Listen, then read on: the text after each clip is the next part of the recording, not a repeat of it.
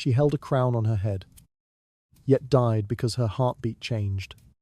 The Tudor court looked orderly from afar, but every corridor hid secrets that could lift a woman or destroy her before morning. Titles protected no one. Whispers rewrote destinies, and love itself turned into a silent weapon. Tonight, you will walk through that world and see how power cuts deeper than any blade. So, before you feel comfortable, take a moment to like the video and subscribe to the channel. Only if your heart truly wants to. If you do like it, leave a little comment, letting me know what time it is where you are. Now, dim the lights. Adjust the pillow to fit your head. Maybe turn on a fan to create a relaxing atmosphere. And let's begin this journey together tonight. If one were to step into the Tudor court and watch the way people moved, listened, and waited, it would become clear that titles were only the surface of power. Behind every embroidered gown and every bow to authority, there was a quiet calculation happening in the background, a search for influence that did not depend on documents, ceremonies, or official recognition. Women understood this better than anyone. They lived in a world that praised hierarchy yet constantly betrayed it, a system where a woman could hold the title of queen and still lose everything, while another woman, with no position at all, could tilt the balance of a kingdom simply by knowing how to reach a man's emotions. The court liked to pretend that order ruled every corner of life. Laws outlined the duties of wives, mothers, and queens. Priests declared the sacred structure of marriage. Nobles recited lineage as if it were an eternal truth. But beneath the surface, the reality was far less stable. The roles assigned to women were rigid. Yet the way those roles played out in daily life was full of contradictions. A woman could be lifted high by ceremony, yet ignored in every decision that mattered. Another could be dismissed as insignificant, yet command attention with a single glance. To live as a woman in Tudor, society was to walk a line between what was written and what was truly felt. Titles were supposed to define authority. A wife held legal standing. A mother secured a legacy. A queen embodied the moral center of a dynasty. And yet, none of these positions guaranteed real power. The court was a place where appearances mattered more than substance, where the ability to shape a man's emotions could outweigh any legal decree. People whispered about this imbalance constantly, though never in public. Everyone knew that the king's heart could overturn established law, that his favor could erase or create futures. Those who understood how to appeal to his desires, fears, or doubts could become forces far stronger than the women whose names were written in marriage contracts. For many women, surviving the court meant recognizing the limits of legality. A queen could stand beside her husband for all public duties, yet lose influence the moment his affection shifted elsewhere. A noble woman could possess wealth and fine lands, yet find herself powerless when her husband listened to another woman more than to her. Respectability offered protection, but it was fragile. The slightest misstep, a hint of coldness, a display of grief, or even a calm silence at the wrong time could be interpreted as disloyalty. Status was a shield full of cracks, and everyone saw the fractures but pretended not to. Meanwhile, women without official status moved through the same rooms with a different kind of strength.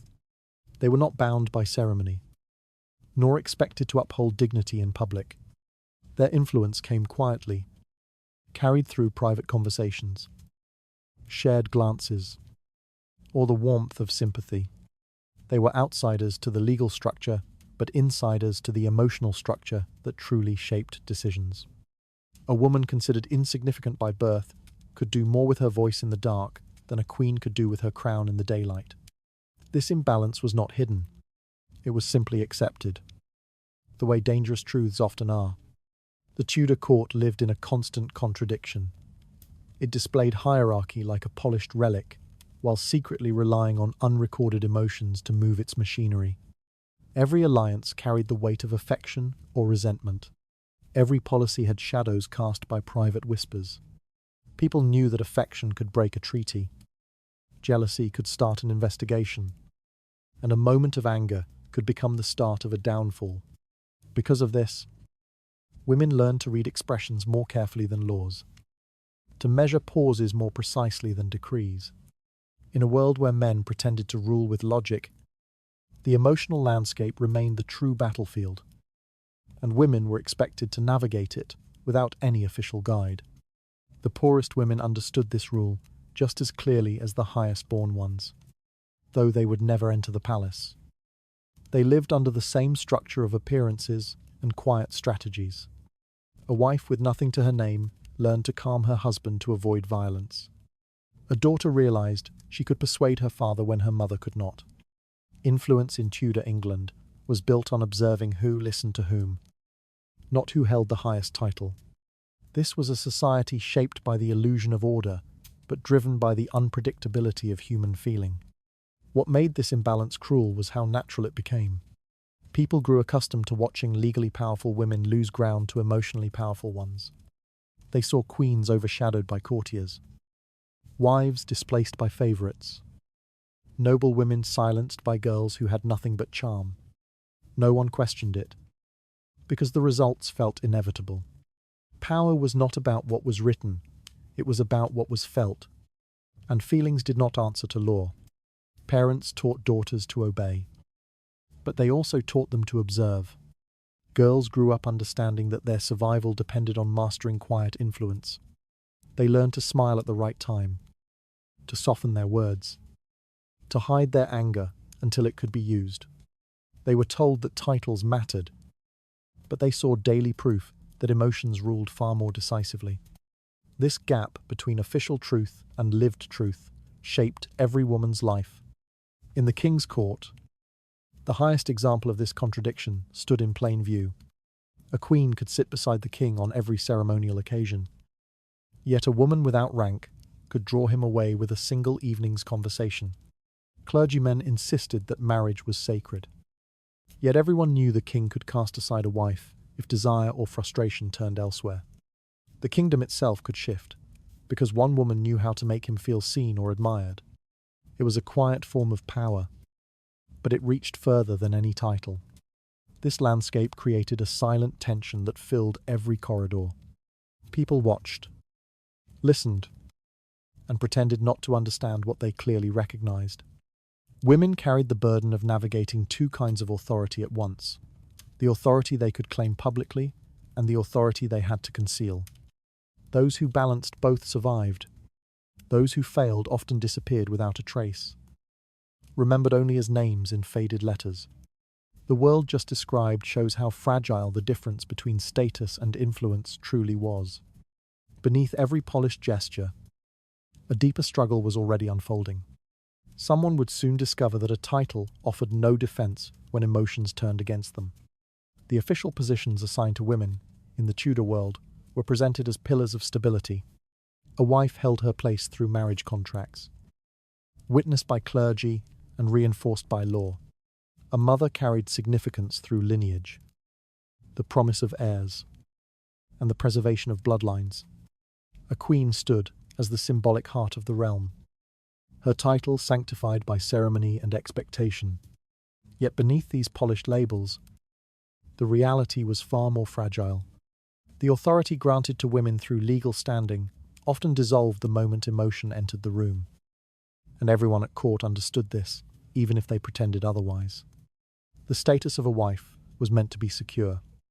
Marriage gave her structure, a defined role, and a measure of respectability that others were expected to acknowledge. But the Tudor household was shaped not only by rules, but by the shifting temperament of the man who led it.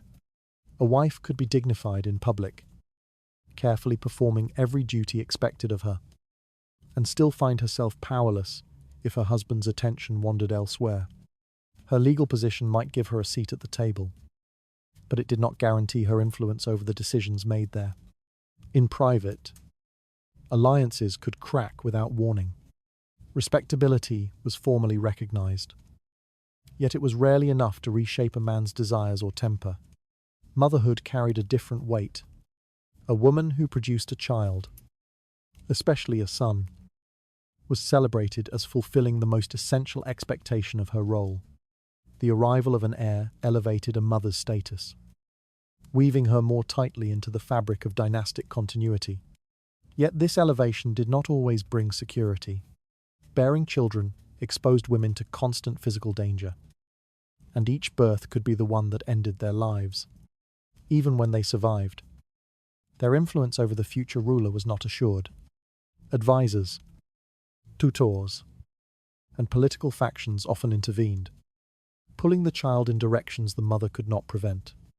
Her relevance depended not only on her child's existence, but also on the king's moods, the court's suspicions, and the broader political winds. The title of mother offered honour, but it seldom offered protection. The position of a queen, though enveloped in grandeur, was built on an even more delicate foundation. The queen was expected to embody virtue, dignity, and stability. She represented the ideal woman in a society that demanded obedience while admiring refinement. Every ceremony reinforced her symbolic importance, and every public appearance reminded the court of her elevated rank. Yet all of this could collapse with alarming speed. A queen's power did not come from laws or rituals. It came from the king's willingness to recognize her. If he withdrew his favor, her authority dissolved. If he allowed doubt to spread about her behavior or usefulness, she could lose not only her crown, but her life. The demands placed on queens were relentless. They were expected to present themselves flawlessly, to uphold morality, to show restraint, to produce heirs, and to navigate a court filled with rivals. They had to balance the appearance of submission with the necessity of influence. They were expected to be dignified, yet politically aware, visible, yet never overly assertive. Any misstep, real or imagined, could spark whispers that grew into accusations. Queens were judged on their bodies, their words, their silences, and their ability to anticipate the king's needs without being told. They lived inside rules designed to honor them, but used to constrain them. Even the most devout acknowledgement of their legal position offered little defense. The church declared marriage sacred, but kings annulled marriages when it suited their politics or passions. The law recognized queenship, but parliaments rewrote histories to justify removing inconvenient wives. The people admired royal marriages, yet they adapted easily when a new queen appeared in the procession. Legality served more as decoration than protection, and everyone in court saw how quickly it could be brushed aside. The contradiction was apparent in everyday life. A queen walked with attendants, wore garments woven with gold thread, and sat beneath carved canopies. Yet a single woman outside the court, to a mistress, a confidante, a clever lady-in-waiting, could shift the king's emotions with a look or a word. Legal rank demanded public respect, but emotional influence determined private decisions, and private decisions often shaped the fate of the realm. A queen could be honored by a ceremony in the morning and undermined by a rumor that evening. Authority, built on ritual, was elegant but unstable. This dynamic forced legally recognized women into a constant state of vigilance. They had to present themselves as indispensable even when they sensed their grip slipping. They learned to read the king's expressions, listen to the tones of his conversations, and observe how others approached him. Their power depended less on the titles they carried and more on their ability to maintain his attention. When affection faded, laws and duties offered no shield. It was this quiet, gnawing truth that defined the lives of wives, mothers, and queens in the Tudor era. Their roles were respected only as long as they aligned with the desires of the man who held absolute authority. Once he turned away, legal standing became a hollow promise.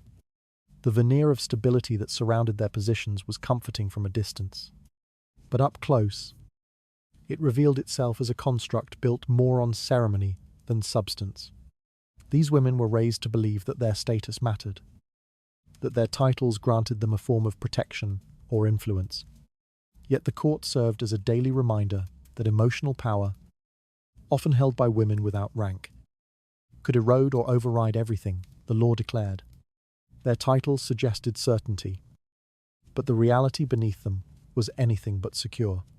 Other forces were moving quietly around these official roles, shaping outcomes that the ceremony could never control. Someone outside the boundaries of legality would soon expose just how little protection these sanctioned positions truly offered. Emotional influence operated in the Tudor world with a force that no document or proclamation could replicate.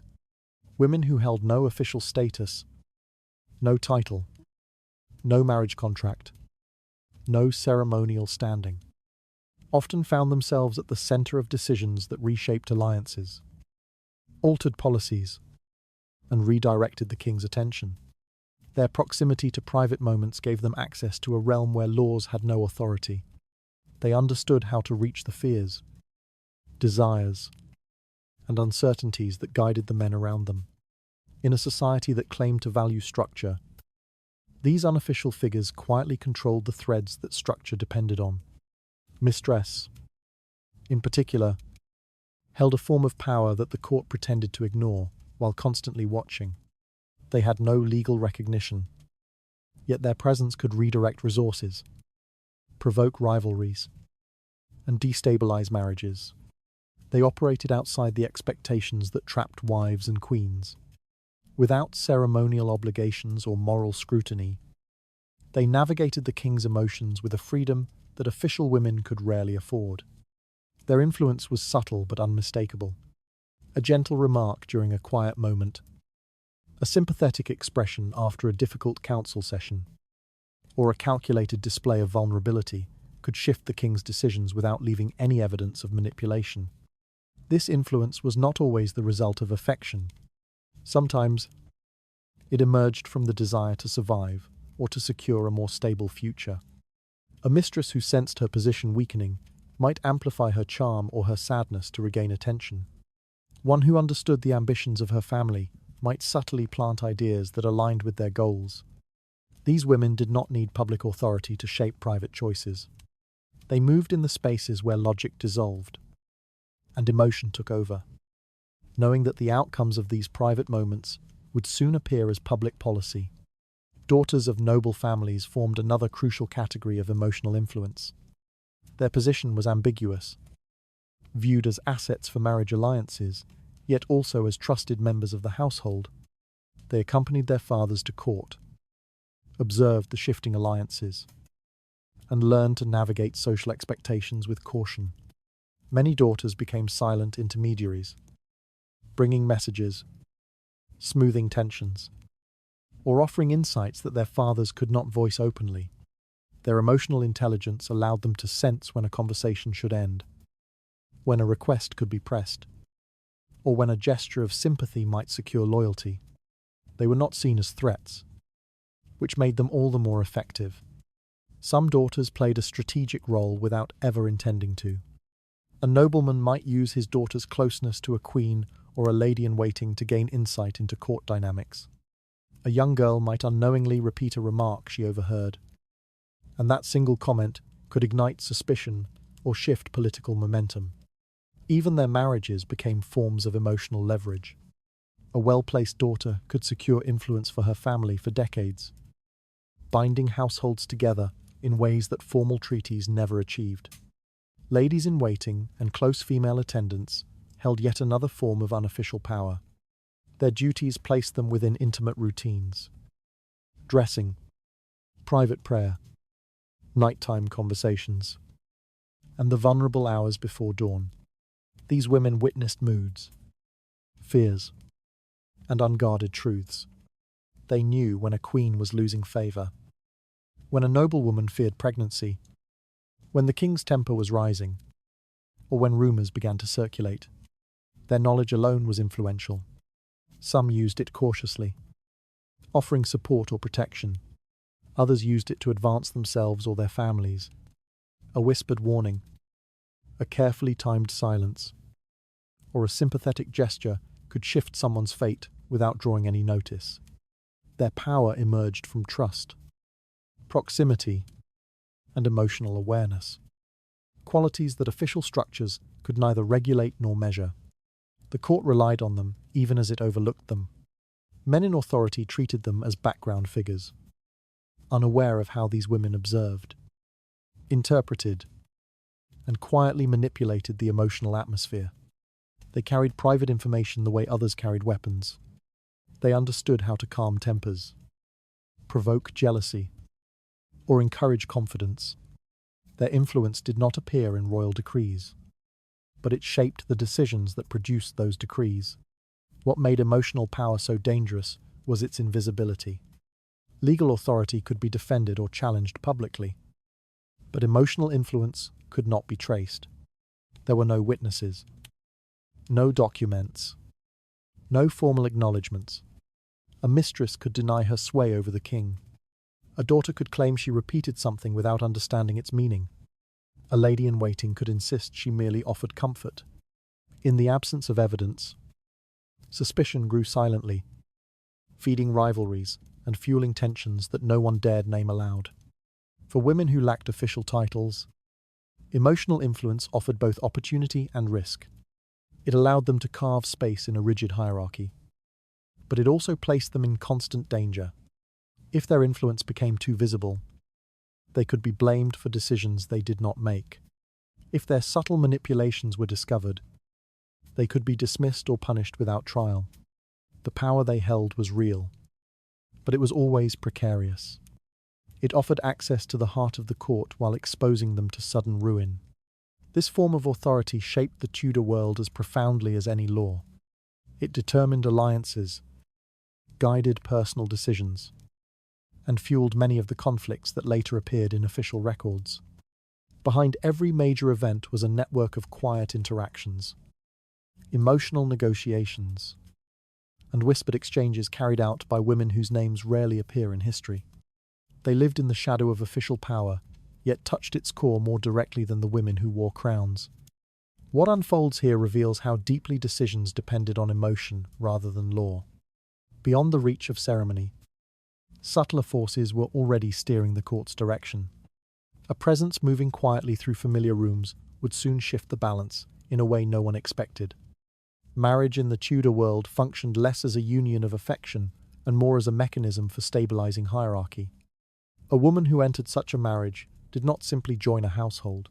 She stepped into a position that defined her place in the social structure.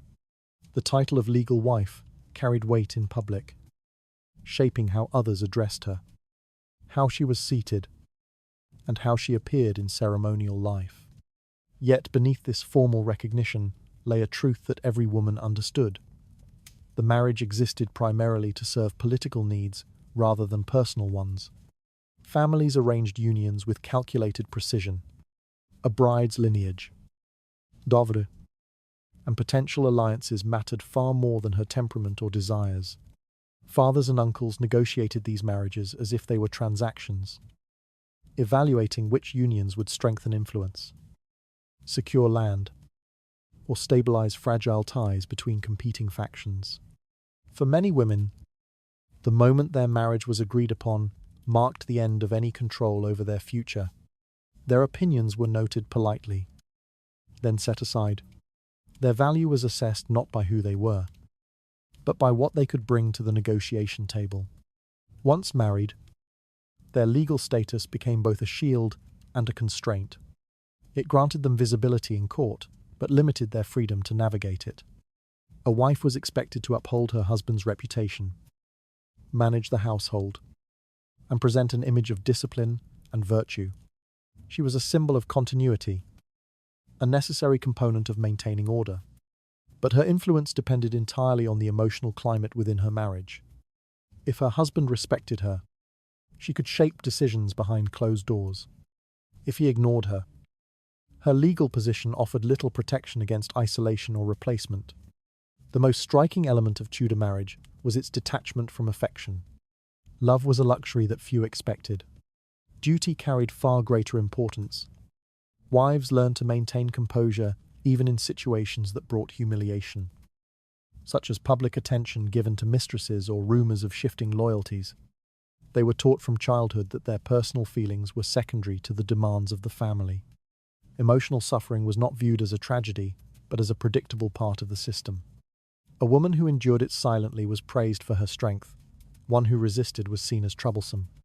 For noble families, daughters were among the most valuable assets. They could bridge divides between rival households, assure peace through union, or reinforce existing alliances. These arrangements treated women as instruments of stability rather than individuals with inner lives. A daughter might be sent far from home, married to a man she barely knew, solely to protect her father's political standing. The emotional cost was rarely discussed. Her tears on the wedding night were considered natural, a sign that she understood the seriousness of her duty. At the highest level, marriage to the king intensified these dynamics. A queen was chosen for lineage, fertility, and political value. Her personal inclinations mattered only insofar as they aligned with what the crown required. Once married, she became a national figure, admired, scrutinized, and constrained. Her failure to produce an heir could end her life. Her inability to please the king emotionally could erase her entirely. Marriage to a monarch magnified every expectation until it became a burden few could carry without fear. Women married strategically also faced the constant awareness that their marriage could be undone when no longer convenient. Annulments were not simply legal disputes, they were public announcements that a woman had failed in her role. The consequences extended far beyond lost status. Her reputation, her family's standing, and her children's legitimacy could all be thrown into question. A marriage intended to secure her position could instead become the cause of her downfall. Even within more ordinary noble households, marriage created an environment where women existed at the crossroads of visibility and vulnerability. They were seen, acknowledged, even admired, but always within strict limits. They learned to present obedience while quietly searching for ways to protect themselves. Some built alliances with other women, sharing information and offering support. Others cultivated emotional influence over their husbands to balance the cold logic of political expectation. But no matter how skillfully they navigated their roles, the underlying reality remained. Marriage was a structure designed to benefit the ambitions of men. This system shaped women's lives so deeply that many accepted it without question. It was not seen as cruelty, but as the natural order of things. A woman's worth was tied to her husband's standing, her ability to produce heirs, and her capacity to endure the pressures placed upon her. Her marriage defined her future, yet she held little control over how that future unfolded. In this world, the ceremonial beauty of a wedding concealed the harsh economic and political calculations behind it. The vows spoken in church created an image of unity, but unity meant little when affection played no role in the union. The marriage contract served its purpose, even if the emotional bond never formed. The outward appearance of stability mattered more than internal truth. The Tudor system framed marriage as a path to honour, but in practice, it often placed women in positions where their survival depended on constant adaptation. They lived under titles that gave them recognition but not necessarily safety, authority, or happiness. Everything described reveals how marriage secured status while stripping away agency. Beneath the solemn vows, unseen pressures were already shaping the fate of each household. Within these carefully arranged unions, a quiet turn of emotion would soon expose how fragile every alliance truly was. Love in the Tudor world operated with a volatility that no council, no law, and no ceremonial order could restrain. It entered rooms where politics tried to maintain control and quietly overturned the calculations made by ministers and families. When genuine emotion touched the king, the consequences were rarely predictable. A single moment of affection or resentment could redirect the course of a dynasty. The court learned to fear these sudden shifts, because they could dismantle alliances that had taken years to construct and replace them with impulses no one dared challenge openly. The king's emotional life was not a private matter. It radiated outward, shaping the atmosphere of the court and the balance of power across the realm. Courtiers observed his expressions closely, searching for small signs of attachment or irritation. A softened tone, a lingering glance, or a private meeting held for too long could hint at changes that would soon become public reality. When the king's feelings deepened for a woman outside the boundaries of propriety, the entire structure supporting the queen's authority began to crack. Her legal standing meant nothing when affection drifted away from her. Forbidden relationships created ripples that reached far beyond the individuals involved. A mistress who gained the king's interest could provoke jealousy among factions competing for influence. Noble families measured their positions not only by official titles but by the emotional connections they could cultivate or disrupt. A king's infatuation, when powerful enough, became a political event. Those who benefited from the queen's presence feared her displacement.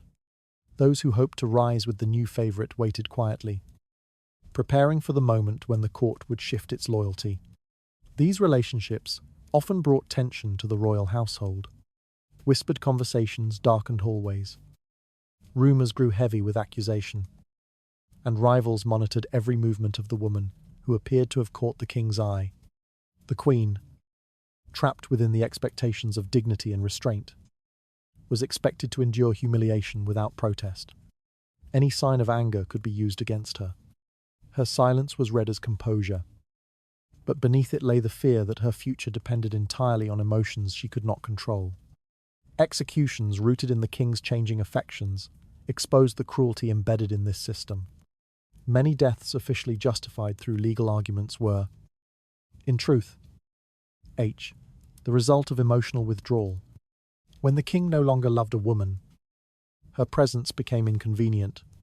Her mistakes were magnified, her actions reinterpreted, and her reputation dismantled piece by piece. Charges emerged with suspicious precision, supported by testimonies crafted to align with the king's desires. The law, once noble in principle, became a tool to legitimize the consequences of shifting emotions. These downfalls were swift and cold. A woman who had once been celebrated, honored, and elevated might find herself imprisoned within days. The very people who had bowed to her earlier now avoided meeting her gaze. Servants who once served her with devotion suddenly acted as though she were a stranger. The court moved on quickly, as though affection had never bound them together. The machinery of power continued without hesitation, leaving personal tragedy behind as an unavoidable cost of royal desire. The danger was not limited to romantic love. Deep bonds of trust, friendship, or loyalty could also disrupt the political landscape. A woman who offered counsel during a difficult moment might unexpectedly shape a decision that affected the entire realm. Emotional comfort carried weight, particularly in a world where political pressure isolated the king. He trusted those who eased his burdens, and this trust could distort strategies and ignite rivalries. Others resented how easily private reassurance could override the advice of seasoned statesmen. Love's unpredictability made it both feared and exploited. Some sought to manipulate it, believing they could secure their future by capturing the king's affection or guiding his emotional reactions. But the court understood that love, once stirred, did not respond to calculation. It could elevate a woman beyond reason, then destroy her with equal force. Those who tried to control it risked being consumed by the very emotions they hoped to harness. The fragility of emotional power revealed the vulnerability of everyone involved. A woman elevated by affection lived under constant threat. A queen displaced by love faced shame and uncertainty. Courtiers who aligned themselves with the wrong emotional current could lose their positions or their lives. Even the king himself was not safe from the consequences. His heart, when unrestrained, could unravel alliances, weaken loyalty, and destabilize the realm he sought to govern. In this world, love was not a private blessing but a public hazard. It altered destinies too quickly, too violently, and too indiscriminately. The court feared its arrival, yet it arrived often, ignoring every boundary drawn by law or custom. No one could predict when it would surface or what form it would take. The only certainty was that once love entered the court, the path ahead became impossible to navigate safely. Everything revealed here shows how emotion could topple structures built on law and ceremony. In the quiet spaces behind public order, desire was already rearranging the course of power. The consequences of these shifting affections would soon reach far beyond the walls where they first began. Influence in the Tudor court did not always appear in grand gestures or formal declarations. More often, it emerged in moments so small that they escaped the notice of those who relied on official power. A smile offered at precisely the right moment, a calculated softness in the eyes, or a quiet word spoken in confidence could reshape the emotional landscape surrounding the king. These gestures were not mere social pleasantries. They were instruments that carried weight far beyond their surface. While ministers debated policies and nobles guarded alliances, women learned that a single expression, delivered at the perfect time, could alter the direction of a kingdom. This delicate form of influence thrived in an environment where the king's moods determined the course of political decisions. Those who stood close to him understood that emotional shifts could ripple outward, destabilizing agreements that had taken months to craft. A woman who sensed tension before anyone else could interrupt it with a gentle laugh, easing the atmosphere and redirecting the king's attention. Her impact was invisible in written records, yet its effects could dissolve arguments, soften judgments, or break alliances without making a sound. The court feared these moments, even if it refused to acknowledge their power. A sorrowful glance from a woman whose presence the king valued carried its own kind of force. If she expressed worry, hesitation, or disappointment, he could interpret it as a sign that something essential had gone wrong. Policies discussed openly by councilmen could be abandoned because a single expression reminded him of personal consequences. Wars delayed, punishments softened, and alliances reconsidered, all because emotion interfered with political calculation. Statesmen rarely understood the full reason behind these changes, but they recognized the pattern. Decisions faltered when private feelings intruded. Women who mastered this subtle communication wielded an authority that required no official rank. They did not need to raise their voices or make demands. Their influence lay in their ability to sense the king's vulnerabilities and respond with gestures that aligned with his emotional state. A whisper of reassurance could strengthen his resolve. A carefully timed silence could amplify his doubts. These actions appeared harmless, yet they shaped outcomes more effectively than many speeches delivered in council chambers. This was not manipulation in the crude sense, but rather an understanding of human nature sharpened by necessity. Women in the Tudor world were denied access to formal power, leaving them to cultivate influence through observation and emotional intelligence.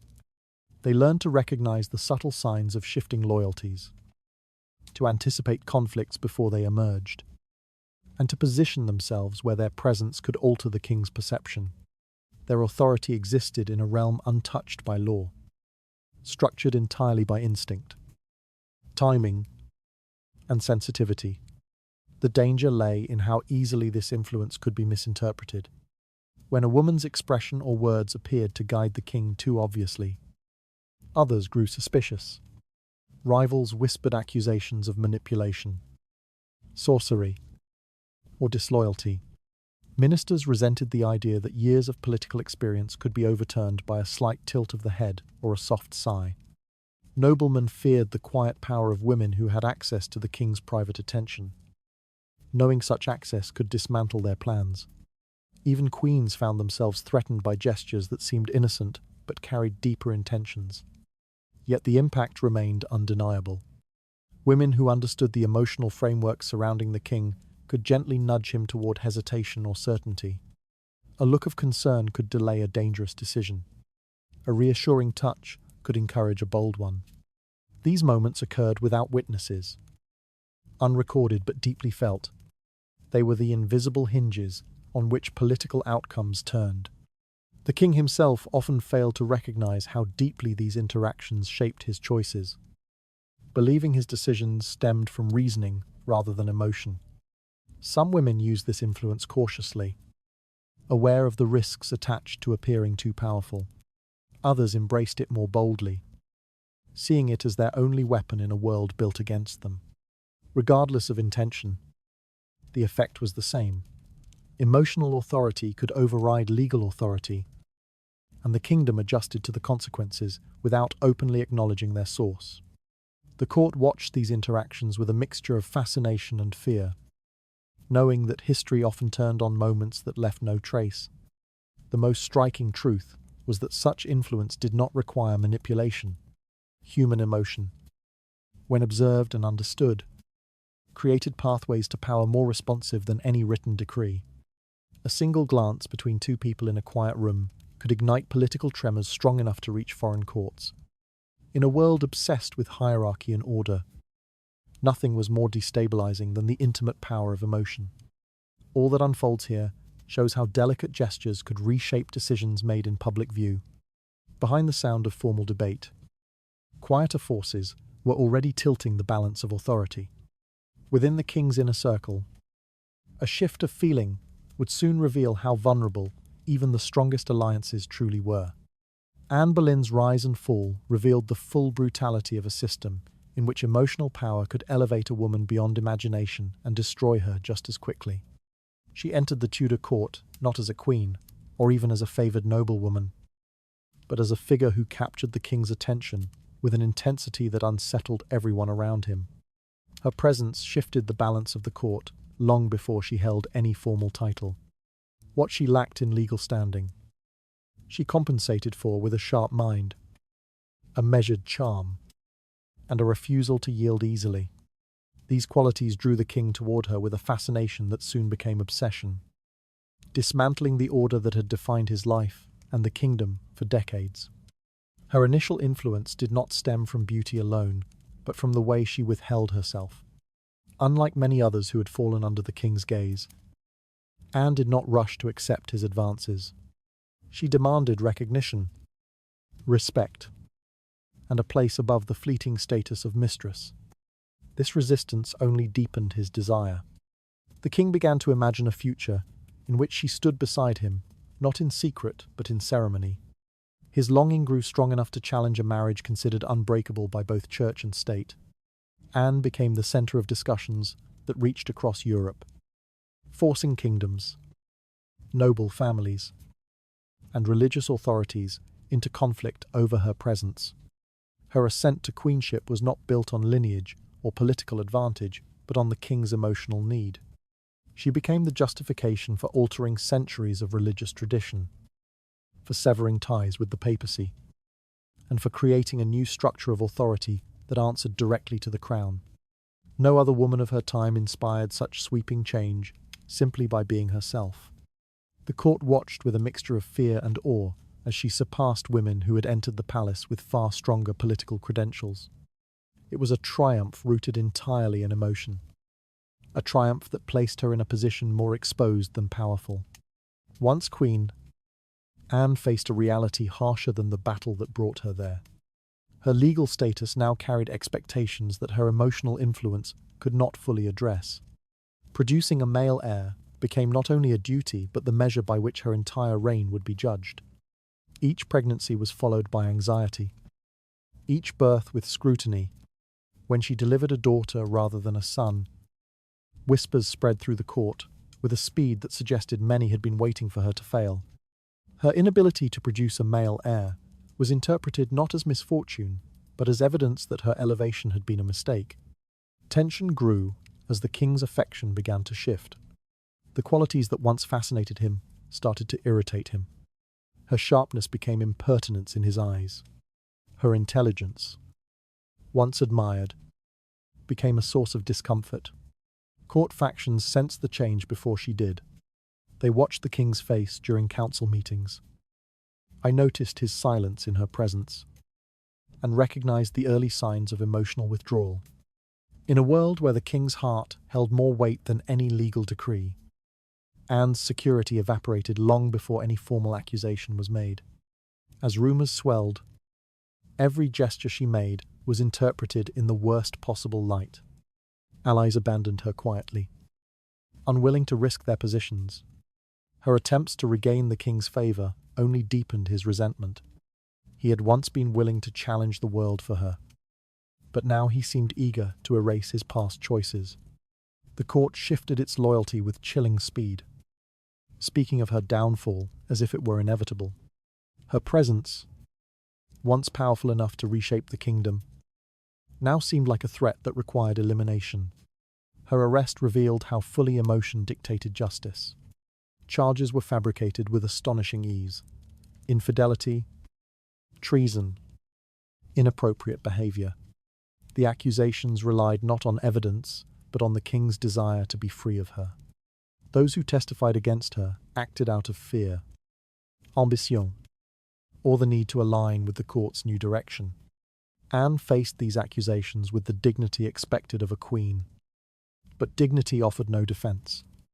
The outcome had been decided the moment the king's affection collapsed. Her execution marked the final transformation of her story. From beloved to queen, to burden, to symbol of caution, the same qualities that once made her irresistible were reframed as dangerous.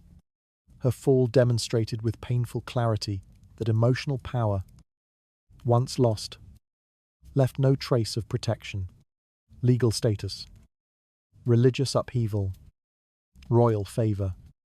None of it mattered. Once the king decided to look elsewhere, Anne's death became a silent warning to every woman who entered the court.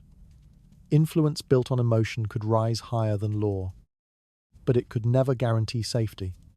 Her legacy endured not because she wore a crown, but because her life exposed the fragility of every structure surrounding power. She was both exceptional and tragically ordinary. Exceptional in her ascent, ordinary in her vulnerability to the king's shifting heart. All that has unfolded here shows how swiftly affection could turn from elevation to destruction. Behind the grandeur of her rise, deeper fractures had already begun to form. From the quiet edges of the court, a new story of ambition and fear was already gathering its strength. Jane Seymour entered the Tudor court with a presence so quiet that few imagined she would one day stand at its centre. She moved with restraint, avoiding the sharpness and charisma that had defined her predecessor. In a world obsessed with spectacle, her stillness made her almost invisible. Yet it was precisely this understated nature that allowed her to navigate court life without drawing dangerous attention. She did not challenge tradition, she embodied it. Her virtue was spoken of more than her personality, and her reputation for gentleness became a shield that protected her from the scrutiny that had destroyed others. Her rise to queenship did not come through ambition displayed openly, but through a kind of steady availability that matched the king's emerging longing for simplicity. After the turmoil surrounding Anne Boleyn, the king sought someone who would not ignite conflict or provoke unrest. Jane's quiet demeanour offered the calm he desperately needed. She neither resisted nor pushed forward aggressively. Instead, she remained present in a way that suggested reliability, modesty, and safety. Her virtues became a balm against the chaos that had consumed the court. When the king looked at Jane, he did not see a rival to his authority or a catalyst for political upheaval. He saw stability. Her manner reflected an obedience that pleased him, a gentleness that reassured him, and a lack of sharpness that made her appear incapable of the defiance he had come to resent.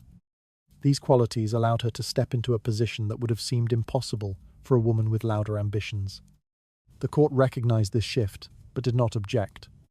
Jane's ascent was so smooth that it appeared inevitable, as though the entire realm desired a period of calm. Once queen, she fulfilled the expectations placed upon her with a discipline that surprised even her supporters. She embraced ceremonial duties without complaint, maintained dignity in every gesture, and preserved an atmosphere of peace in a court accustomed to tension. She spoke rarely, choosing her words with care, and avoided entanglement in disputes that could draw her into danger. Her influence did not depend on emotional manipulation, but on the quiet respect she earned by simply following the roles assigned to her. Her significance, however, did not become fully recognized until she accomplished what no queen before her had managed: the birth of a male heir. The arrival of Prince Edward elevated Jane's status beyond anything her temperament alone could have achieved. In the Tudor world, producing a son was the clearest demonstration of success, more powerful than charm, intelligence, or political skill. It validated her position in the eyes of the king and the realm. The court that had once overlooked her now spoke of her with reverence, treating her as the woman who had secured the future of the dynasty. The king's reaction to the birth revealed the depth of this shift. He celebrated with an enthusiasm that bordered on relief, as though Jane had restored order to a world that had drifted dangerously off course. Her quietness, once seen as mere modesty, now appeared as virtue. Her obedience appeared as loyalty.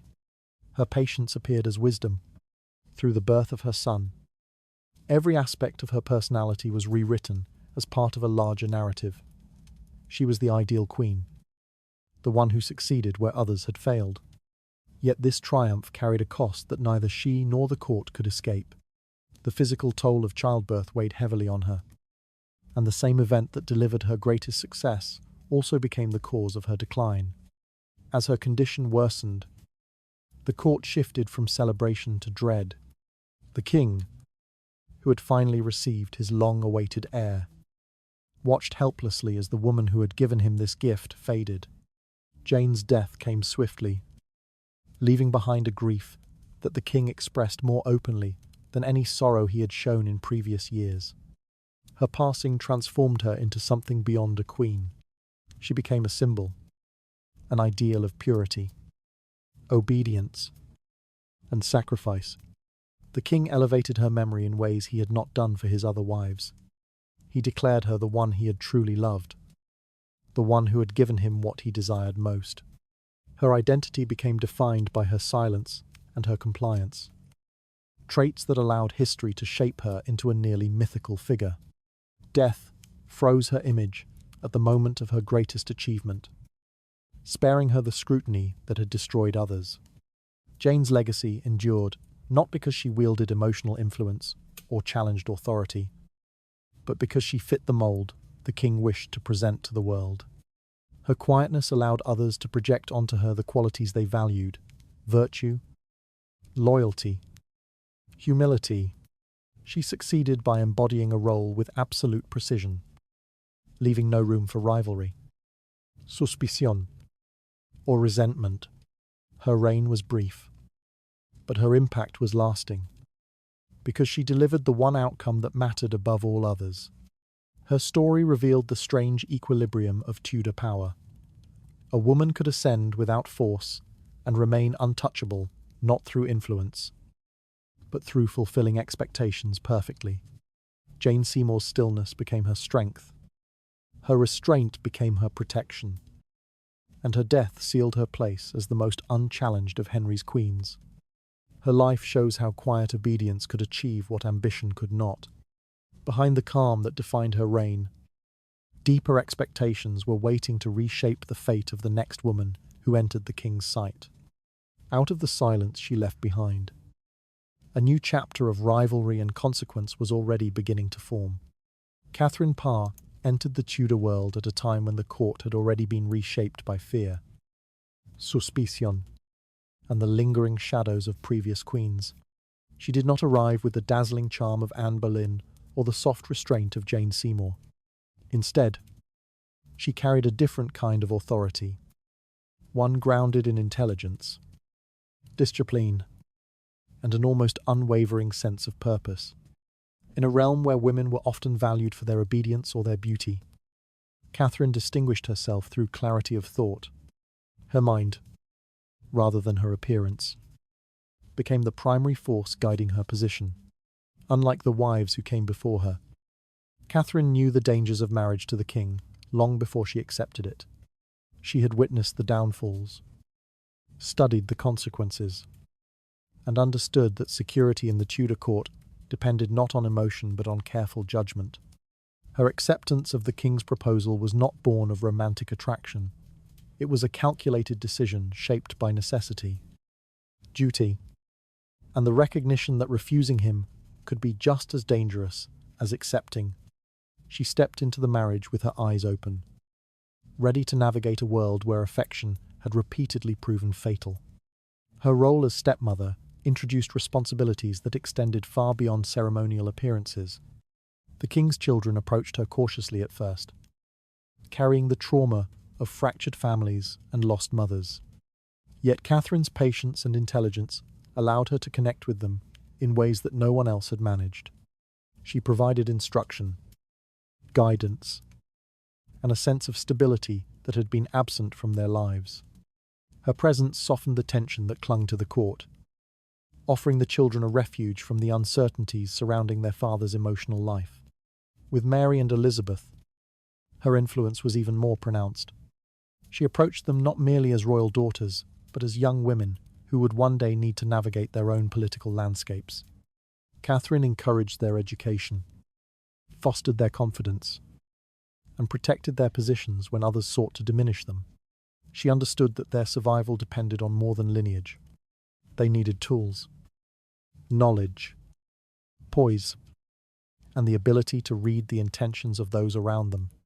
Catherine provided these quietly, without the expectation of reward.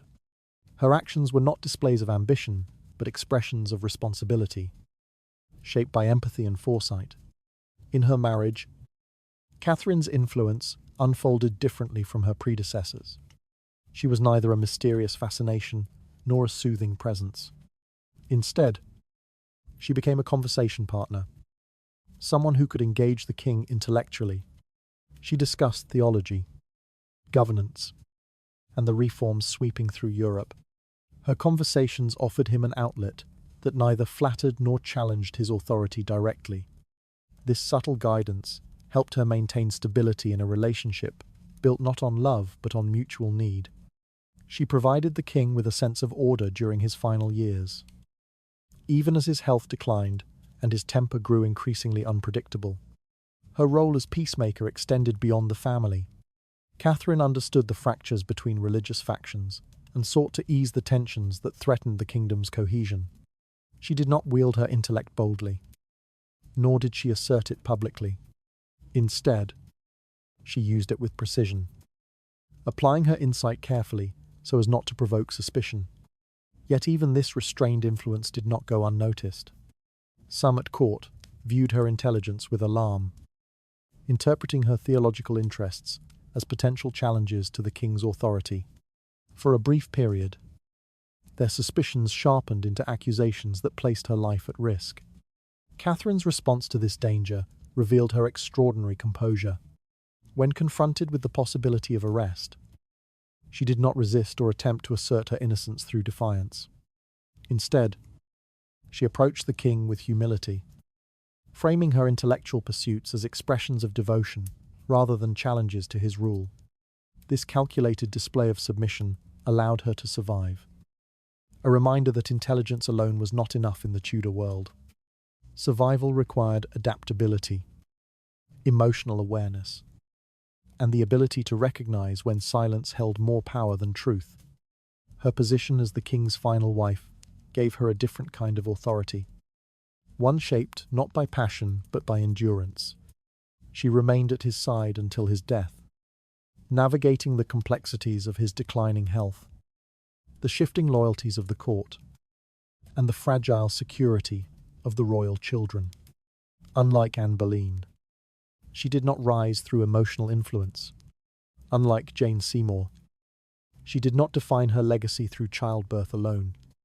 Catherine's strength lay in her capacity to guide, to steady, and to protect, all while maintaining a careful distance from the dangers that had consumed so many before her. Her legacy did not rely on dramatic gestures or scandal.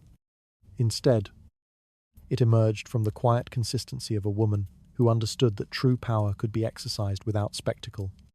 She left the Tudor court stronger than she found it, with the king's children more stable, the household less fractured, and the future slightly less uncertain. Her survival, her contributions, and her restraint all demonstrated that intellect, when used with caution, could shape history just as effectively as charm or obedience. Catherine Parr's story stands as a rare example of a Tudor queen who navigated the treacherous currents of power without being destroyed by them. She neither sought to dominate nor allowed herself to be overshadowed. She simply recognized the weight of her position and carried it with clarity and calm. Her life reveals how intellect could steady a court shaken by emotion and fear. Behind her measured presence, deeper tensions continued to gather as others prepared their own paths to influence. At the edges of this fragile calm, new struggles for power were already beginning to surface. They existed in the unseen corners of the Tudor world. Women whose names rarely appeared in official records, yet whose presence shaped the course of the court more sharply than many who held titles. These figures did not stand beneath the glow of ceremony or sit beside the king during state occasions. Instead, they occupied private rooms, fleeting moments, whispered exchanges. Their power was subtle, unstable, and deeply entangled with the king's shifting desires. Unlike queens, who carried the weight of public duty, these women lived in the shadows, where influence was both more immediate and more dangerous. Their stories were never fully documented because the court preferred to pretend they did not exist. Official accounts focused on marriages, alliances, and the carefully curated presentation of royal authority. Yet beneath this polished exterior, these unofficial companions often played decisive roles.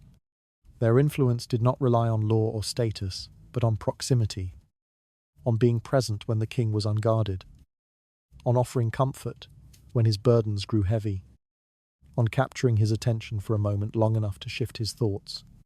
In these small windows, decisions could be reshaped, alliances redirected, and suspicions planted with astonishing ease.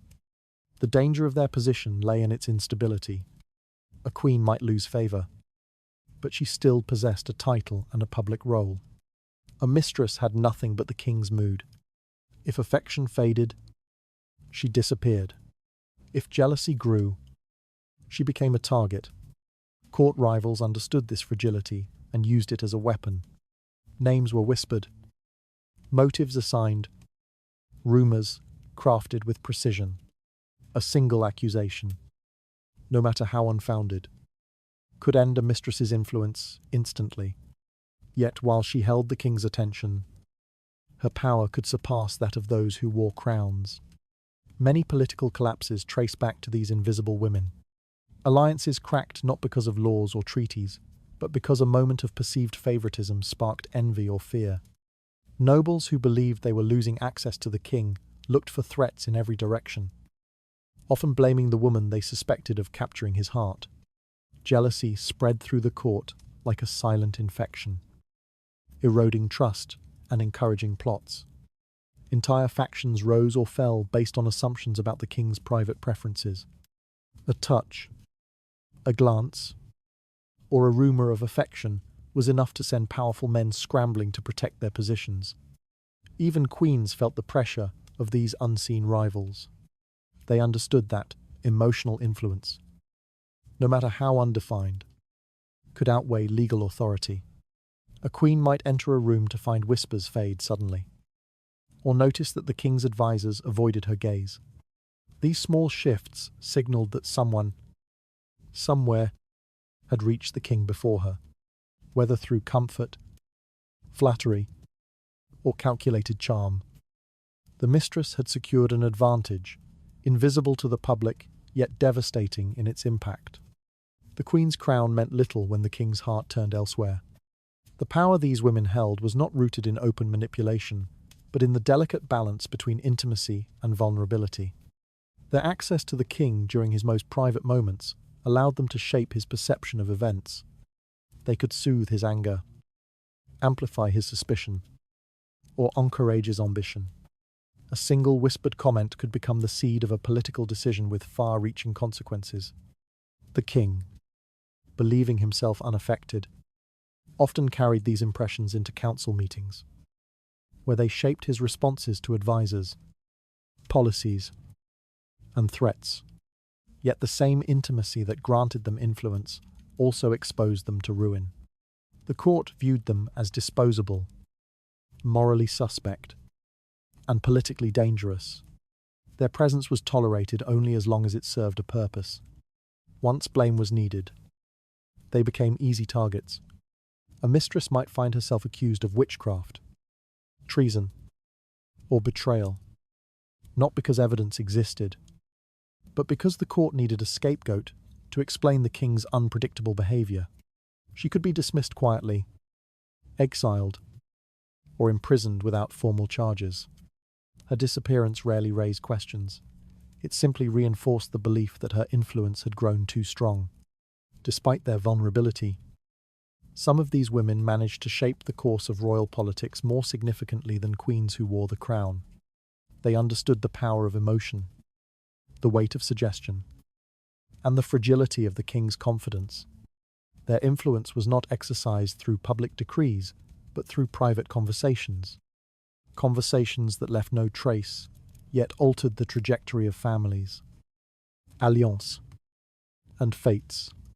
Theirs was a shadowed form of authority, both potent and perilous. Their anonymity did not diminish their impact. Instead, it intensified it, without names attached. Their influence became mythic, whispered through the corridors as cautionary tales or warnings. They reminded the court that power did not always belong to those with titles. Sometimes it rested with a woman whose identity was known only to a few, whose words were spoken in darkness, and whose presence shifted the balance of the realm without ever appearing in official history. Their stories illustrate the contradictions of Tudor power. The king claimed absolute authority, yet his decisions were often shaped by those hidden from public view. These women, unnamed, unrecorded, unprotected, operated in a world where affection could transform into leverage and where a quiet remark could be more influential than any signed decree. Their legacy is not found in documents, but in the unspoken truth that political power often begins in places unseen. Their presence shows how shadowed influence could reshape the court without leaving a single written trace. Behind the silence surrounding their names, deeper motives continued to pulse through the private chambers of the king. Along these dim pathways of desire and fear, another story of fragile authority was beginning to gather weight. Power inside the Tudor world never moved in a straight line.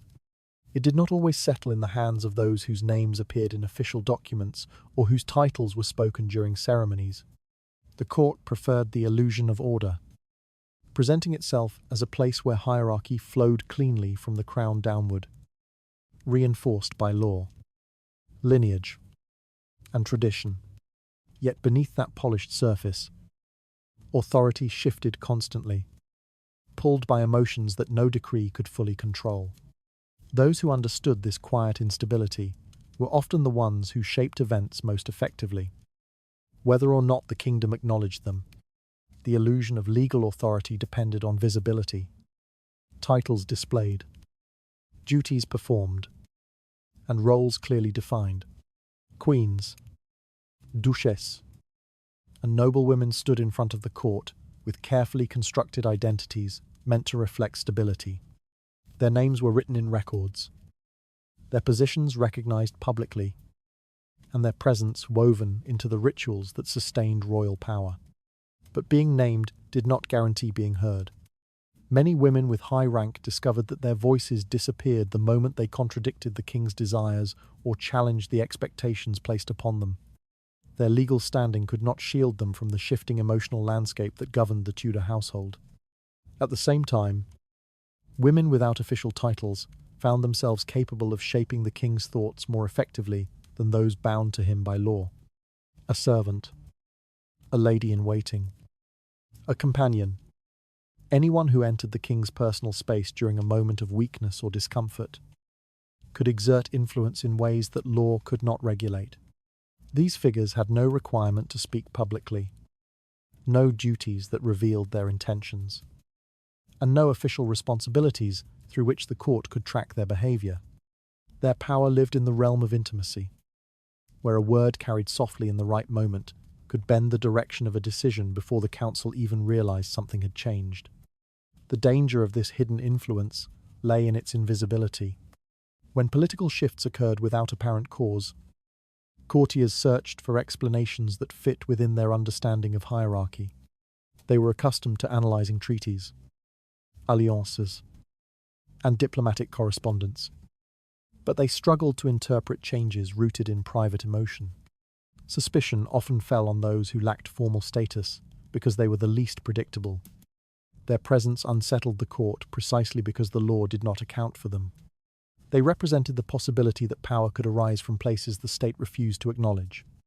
Many political collapses can be traced to this tension between visible authority and unseen influence.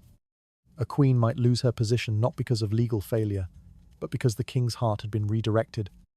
Advisors might fall out of favor because someone whispered doubts into the king's ear during a moment of frustration.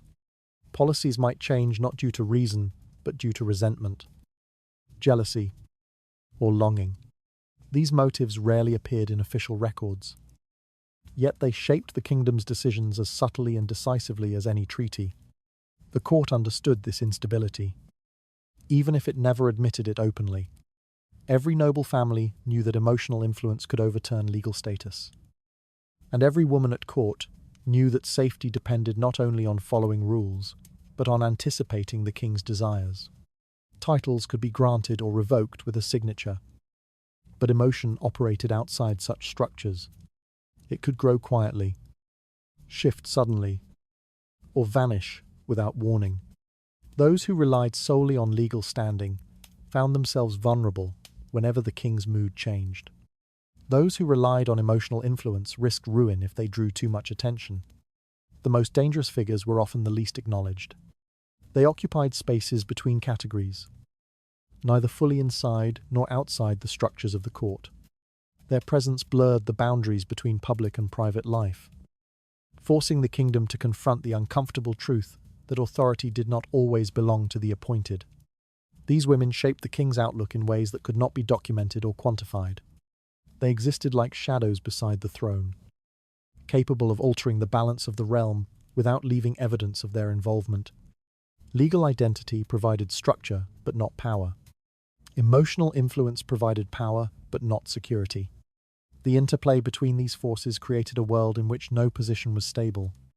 A woman legally recognized as queen could be replaced if she failed to satisfy the emotional expectations placed upon her. A woman with no title at all could cause panic among nobles, simply by appearing too frequently at the king's side. The court lived in constant tension, aware that the written order of things was never the full story. This duality defined Tudor sovereignty. The king governed through both law and desire, and each acted as a counterforce to the other. When the law failed to achieve what he wanted, he relied on emotion. When emotion placed him in danger, he relied on the law. Caught between these two forces, women learned to navigate a space where stability was an illusion, and influence could evaporate as quickly as it appeared. In this world, the most powerful figures were not necessarily the ones who held the highest rank. They were the ones who recognized that authority flowed through hidden channels. Channels shaped not by documents or ceremonies, but by longing, fear, pride, jealousy, and comfort. They understood that the foundations of the court rested on something far more fragile than law: the king's humanity. What unfolds here shows how legal identity often disguises the deeper instability beneath it. Behind the deliberate order of the court, quieter forces continued to guide the king in directions no decree could predict. Across this uncertain landscape, another story of precarious influence was starting to gather its shape. Noble women in the Tudor court lived suspended between two opposing forces: the security promised by their status and the dangers hidden beneath it. Their names carried lineage, alliance, and expectations that shaped the way others looked at them long before they spoke a word. Entering the royal household, meant stepping into a world where every gesture, every glance, and every silence could be interpreted as strategy. Their rank placed them near the center of power, but proximity to the throne offered no real protection. Instead, it amplified every risk. The higher their position, the sharper the fall waiting beneath them. Becoming part of the royal family seemed, in theory, like the culmination of privilege. To be a king's daughter-in-law, sister-in-law, or favoured relative was to stand above the vast majority of the kingdom. Yet this elevated position came with the constant scrutiny of a court that thrived on suspicion. Noble women were expected to embody virtue, dignity, and restraint at all times. Any deviation from this narrow ideal invited whispers. The slightest misstep could be interpreted as ambition. A brief exchange with the wrong person could be framed as plotting. Being watched was inevitable. Being trusted was rare. The Tudor court treated noble women as symbols as much as individuals. Their marriages represented alliances. Their manners reflected family honour, and their behaviour shaped political expectations. They were praised for discretion, obedience, and composure, qualities that often left them without the freedom to express fear or frustration. Their smiles were measured, their words carefully chosen, and their interactions weighed against the shifting tensions within the palace. Maintaining a flawless appearance was not a matter of vanity, but survival. A woman who appeared too confident risked being labelled dangerous. One who appeared too timid risked being dismissed entirely. To navigate this environment, noble women needed a deep understanding of both visible and invisible rules. They learned how to enter a room without drawing suspicion, how to acknowledge the king without seeming presumptuous, how to avoid conversations that might later be twisted into accusations. Even their clothing carried meaning. A gown that seemed too elaborate could suggest overreaching ambition. One too simple could hint at dissent or hidden alliances. Nothing they wore or said existed outside interpretation. Every detail was part of a performance they had no choice but to perfect. Though their rank offered legal protection, it also increased their vulnerability. A common woman might escape scrutiny by being overlooked. A noble woman could not. Her presence alone made her a potential threat to others who wanted influence. Rivals watched her closely, studying her expressions, her relationships, and her proximity to the king or his advisors. If she offered a polite smile at the wrong moment, someone might accuse her of manipulating a nobleman. If she appeared troubled, others might whisper that she was hiding information. Innocent gestures became political signals once filtered through the anxieties of the court. Many noble women lived quietly, seeking safety and modesty and strict adherence to protocol. Yet even this restraint could not guarantee protection. A woman who did nothing wrong might still find her fate tied to the changing emotional landscape of the king. His suspicion, anger, or grief could redirect the course of her life without warning. Noble families aligned with her might fall out of favour. A rumour whispered in the wrong ear could lead to her household being watched or her family questioned. Her identity as a noblewoman did not shield her from the insecurity that defined the court. It only linked her more tightly to its shifting tides. Some noble women attempted to carve out influence through subtle diplomacy. They offered counsel, guided younger relatives, or attempted to ease conflicts within the household. While these efforts could strengthen their position, they also placed them at risk. A wise remark could be misconstrued as manipulation. A conciliatory gesture could be framed as interference. The emotional expectations placed on them were impossible to satisfy. They were expected to be comforting without appearing intimate, supportive without seeming strategic, loyal without becoming entangled in disputes. One wrong expression could unravel years of careful restraint. The court's obsession with female behaviour made noble women both symbols and scapegoats. When political tensions rose, the court often looked to women for explanations. A noble woman's laugh might be cited as evidence of disrespect, A moment of hesitation could be interpreted as guilt. When factions sought someone to blame, these women, visible, influential, and yet powerless, became easy targets. Their downfall could be justified by twisting their actions into signs of rebellion or conspiracy. Their dignity became a fragile shield against the court's need to assign fault. Even those who managed to avoid scandal bore the weight of constant vigilance. They lived with the knowledge that their safety depended on controlling not only their own actions, but the perception of others. They moved through palace halls with careful steps, spoke with measured calm, and suppressed any impulse that might reveal too much of themselves. Their rank, though impressive in ceremony, became a cage of expectations in daily life. The experiences of these noble women reveal a truth often hidden beneath the grandeur of Tudor imagery. Public honour offered little comfort in private. Legal status could place them at the heart of political structures. But emotion, fear, jealousy, and suspicion carried far more weight.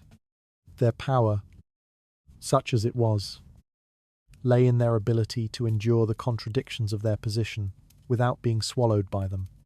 Their lives reveal how noble rank could draw a woman into danger more quickly than it could protect her. Behind the polite restraint expected of them, deeper tensions continued to coil through the court's daily routines. At the threshold of this uneasy balance, another story of quiet vulnerability was preparing to take shape. Women of humble birth entered the Tudor court, with no titles to shield them and no lineage to elevate them.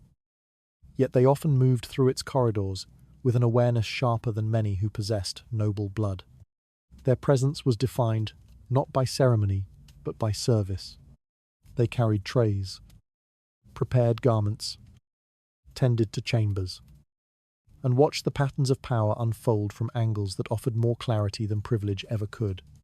Proximity to the routines of royalty placed them near conversations, gestures, and moods that others only heard about secondhand. From this vantage point, they observed how quickly favour could rise and fall, and how emotion, far more than law, guided the king's decisions. For many of these women, life in the court began as an opportunity to escape the limitations of their upbringing. Service provided shelter, food, and a chance, however narrow, to step beyond the circumstances into which they had been born. They learned to move quietly, to listen, and to adapt. In a world shaped by hierarchy, invisibility became a form of protection. Yet invisibility also created openings. When the king or a powerful nobleman turned their gaze toward a woman of humble origins, the attention could alter her life in an instant. A servant's smile, a gentle exchange, or an unexpected kindness might capture notice far more effectively than calculated elegance. The power these women possessed emerged from emotion rather than status. Unlike noble women, they did not represent alliances or political expectations. Their value, in the king's eyes, came from their ability to provide comfort, admiration, or intimacy unburdened by strategy. Some offered sincerity rooted in gratitude. Others offered charm shaped by necessity. Whether their intentions were innocent or deliberate, their influence depended on the king's receptiveness. If affection formed, their position strengthened rapidly, though always without the structure that protected wives or noble companions. This sudden rise often created ripples of resentment through the court. Advisors viewed such women as unpredictable influences, and noble families saw them as threats to existing hierarchies. Even queens became vulnerable when an emotionally compelling presence entered the king's private life. A servant who gained his affection challenged both public authority and the delicate balance of personal relationships. Whispers spread quickly, painting her as ambitious, even when she had shown no such intention. The court, obsessed with maintaining order, treated her emotional influence as a disruption, regardless of her innocence. Yet for the woman at the center of this shift, The experience was rarely one of triumph. Emotional power lacked the stability of legal rank. A single misinterpretation, a moment of hesitation, a poorly timed glance, a misunderstood word could lead to her dismissal. She lived at the mercy of the king's moods, unable to rely on tradition or law to safeguard her. Her rise did not erase the precariousness of her position. In many cases, the affection that elevated her could just as easily turn into frustration or suspicion. Still, the possibility of advancement tempted many. The court had countless examples of women who had risen from obscurity to positions of influence. However briefly, a servant who once scrubbed floors might become a favorite companion. A lady-in-waiting from a modest family might find herself the subject of royal attention. These stories circulated through the lower ranks like half-realized promises, encouraging women to remain attentive, graceful, and emotionally perceptive. For some, this vigilance led to opportunity. For others, it led to ruin.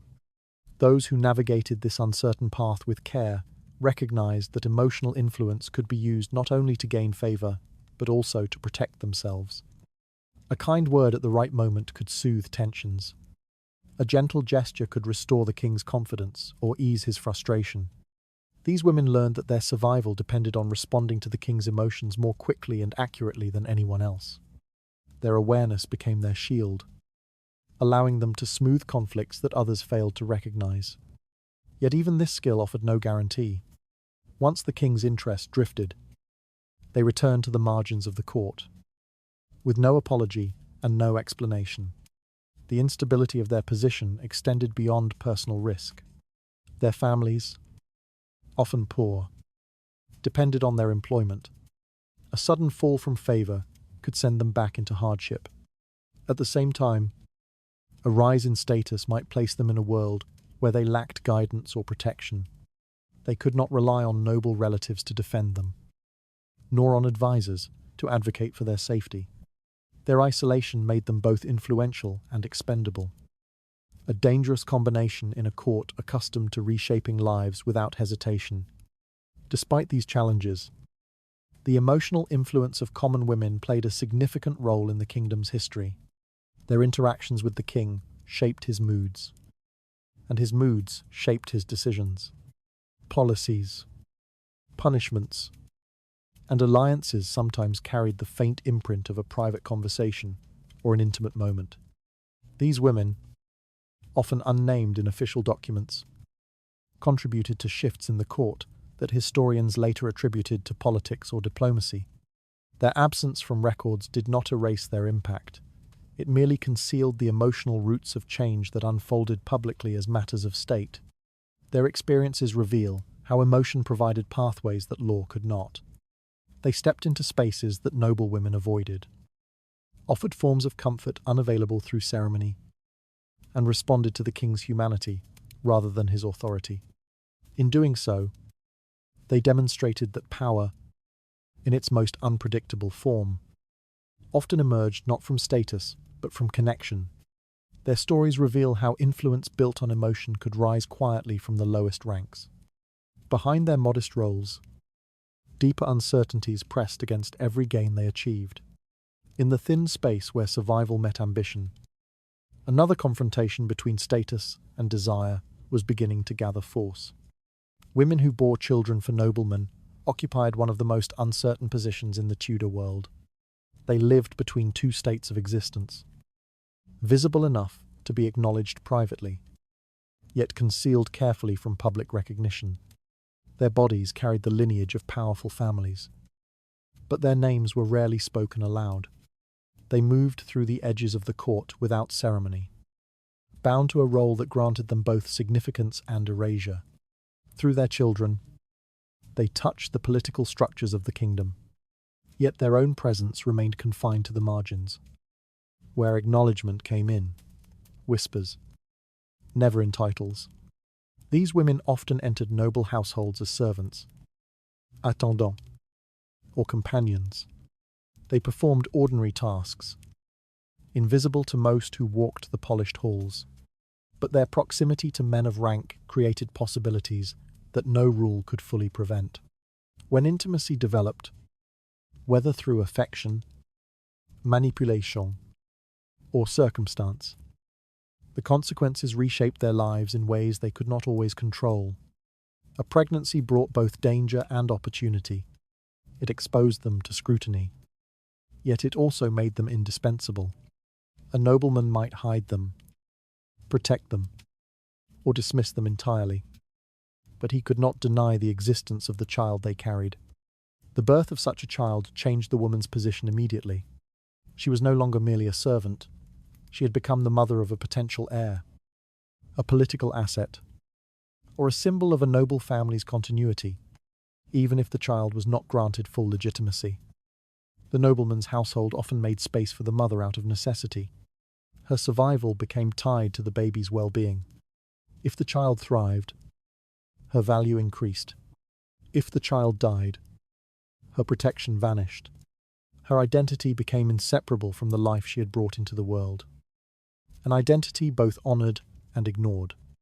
Despite their lack of formal recognition, these mothers held a subtle but undeniable power. Influence often flowed through the smallest openings, and motherhood provided one such channel. A child, especially a son, held the potential to shift alliances, alter inheritances, or complicate future marriages. Noble families, aware of these implications, kept a careful watch over mothers without rank. Their presence alone threatened to destabilize delicate negotiations. Their emotions, loyalties, or whispers could sway a young child's perception or reveal secrets spoken carelessly in private rooms. Even when silent, they were never irrelevant. Their influence, however, was exercised indirectly. They rarely spoke in council chambers or entered formal gatherings. Instead, they shaped the early environment of a child who might one day hold authority. Their tone, their stories, and their expressions formed the foundation of the child's understanding of family and power. A mother's quiet resentment could seed doubts. Her kindness could inspire loyalty. Her warnings could shape caution. These subtle impressions often grew into adult convictions, influencing decisions long after the mother had been removed from the picture. Yet this influence existed under constant threat. The moment a noble family sensed that a mother's presence might destabilize their standing, they acted quickly. Some women were sent away after the child was weaned, forced into marriages arranged solely to distance them from the family. Others were given modest pensions, enough to ensure their silence, but insufficient to grant true security. A few were allowed to remain near their children, though always under supervision and always at risk. Their continued presence depended entirely on whether they could remain useful without becoming too visible.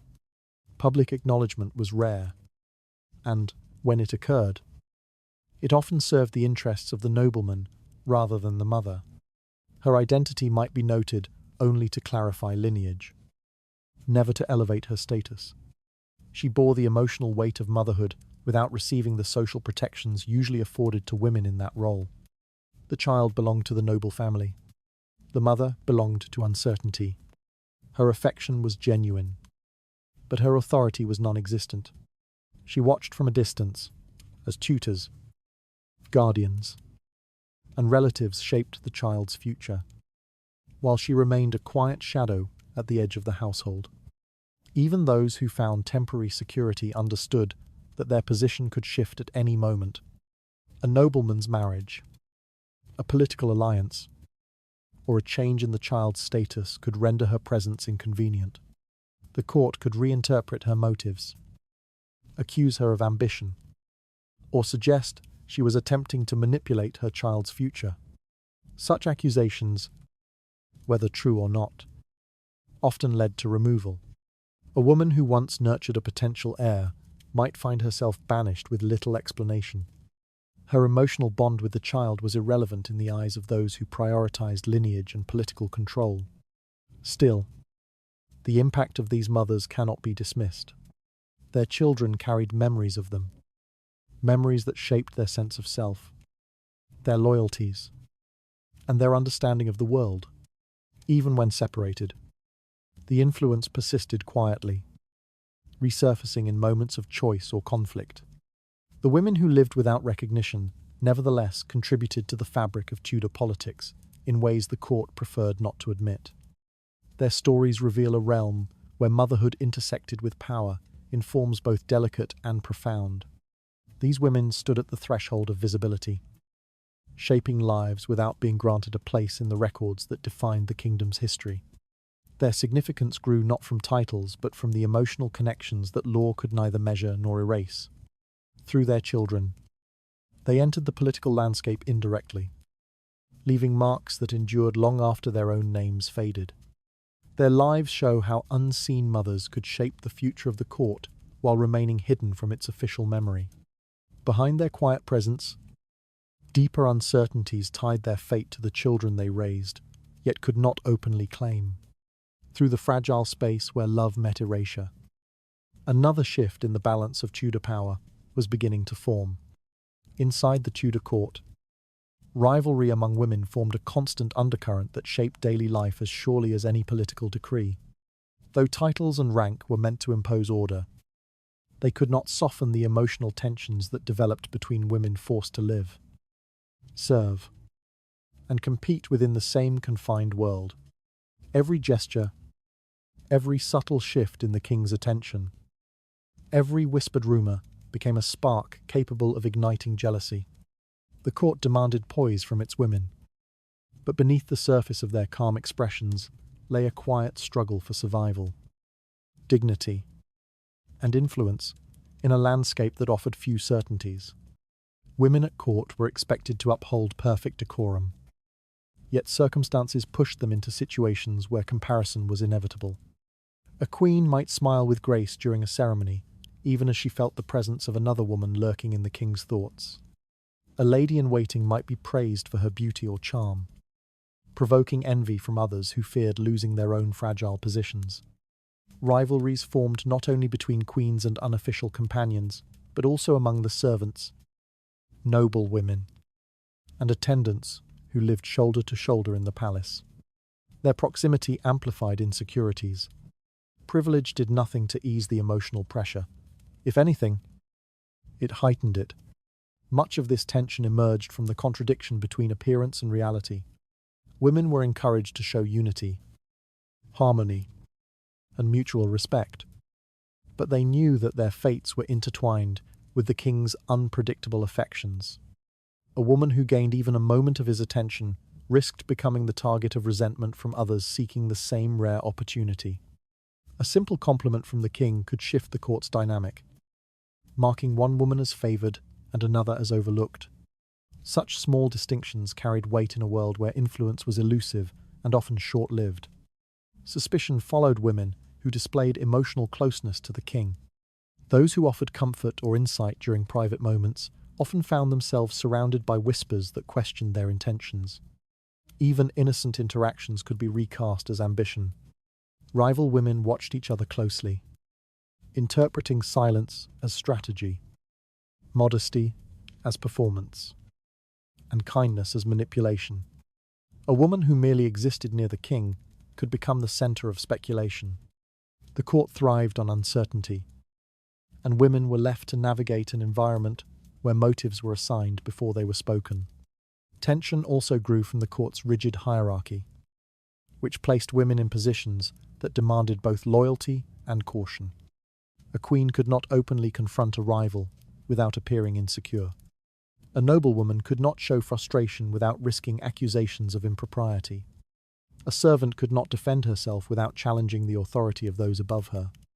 This structure forced women to engage in conflict indirectly, through glances, alliances, and whispered comments. Their disputes rarely erupted in open confrontation. Instead, they unfolded quietly, shaping the court's atmosphere through subtle gestures and concealed resentment.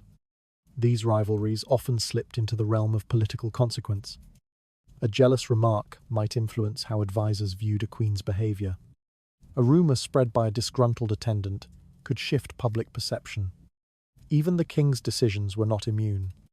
When emotions tugged at the edges of political life, they distorted the clarity of discussions and guided choices that affected alliances, punishments, and appointments. Women who resented one another sometimes sought to undermine their rivals through calculated displays of virtue or strategic withdrawal, each trying to present herself as the safer, more trustworthy presence in the king's orbit.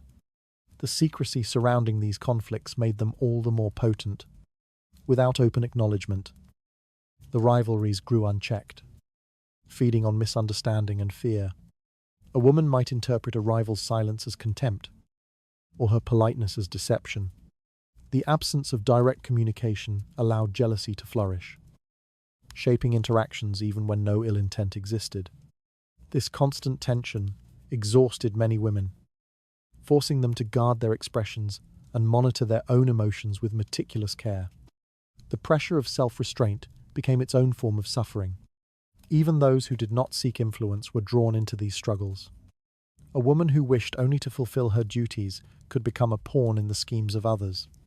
Her loyalty might be questioned simply because of her proximity to the king or her friendship with someone viewed as a threat. Innocent involvement offered no protection. The court devoured intentions and reduced them to interpretations that suited its internal logic. Many women learned to limit their gestures, speak briefly, and avoid aligning themselves too closely with anyone. But distance carried its own risks, marking a woman as aloof or disloyal. Despite these undercurrents, the rivalries among Tudor women were rarely rooted in malice. They were responses to an environment that demanded perfection while offering instability. Jealousy arose not from cruelty, but from fear. Fear of losing position, of being misunderstood, of becoming the subject of the king's shifting moods. Competition was woven into their survival. Each woman learned to navigate the delicate balance between visibility and restraint, influence and caution, hoping to avoid becoming the next casualty of the court's emotional landscape. The struggles between these women reveal an essential truth about Tudor power. Emotional influence carried consequences no law could fully regulate.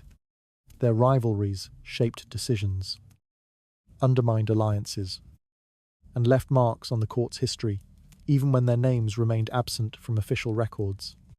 They lived in a world where affection and resentment moved quietly beneath the surface, guiding the fate of those who stood near the throne. Their experiences show how jealousy settled into every corner of the court, reshaping bonds that appeared unbreakable from the outside. Behind their carefully measured composure, tensions pressed against the fragile balance that held the women together.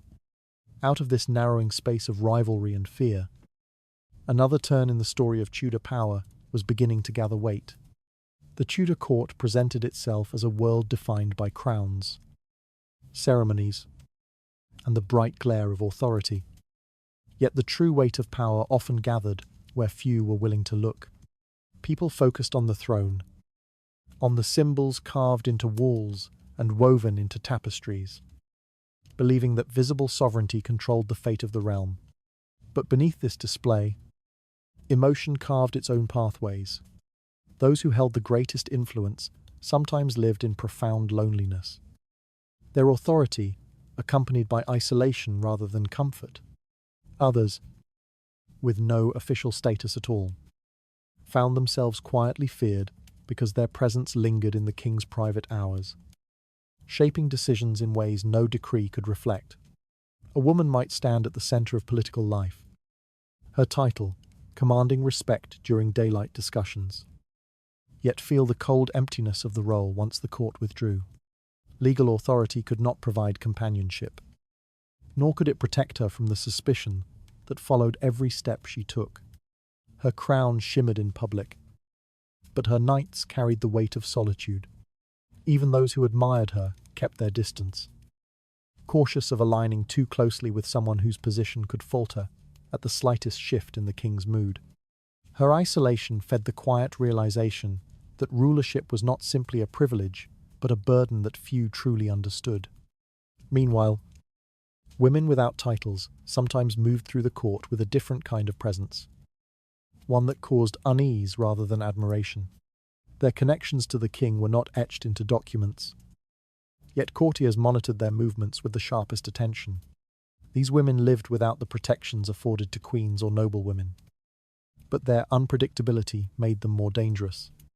Their influence operated in private spaces where no witnesses could testify to what had been said. A single conversation in the stillness of the night, spoken without ceremony or expectation, could guide the king's thoughts more deeply than any formal counsel. The court feared these unrecorded interactions because they revealed a truth that legal hierarchy tried to conceal. Emotion could override structure at any moment. While noblewomen spent their days managing alliances and maintaining decorum, an unnoticed figure might whisper a fear, a memory, or a subtle suggestion that settled into the king's mind. These whispers did not announce themselves like proclamations.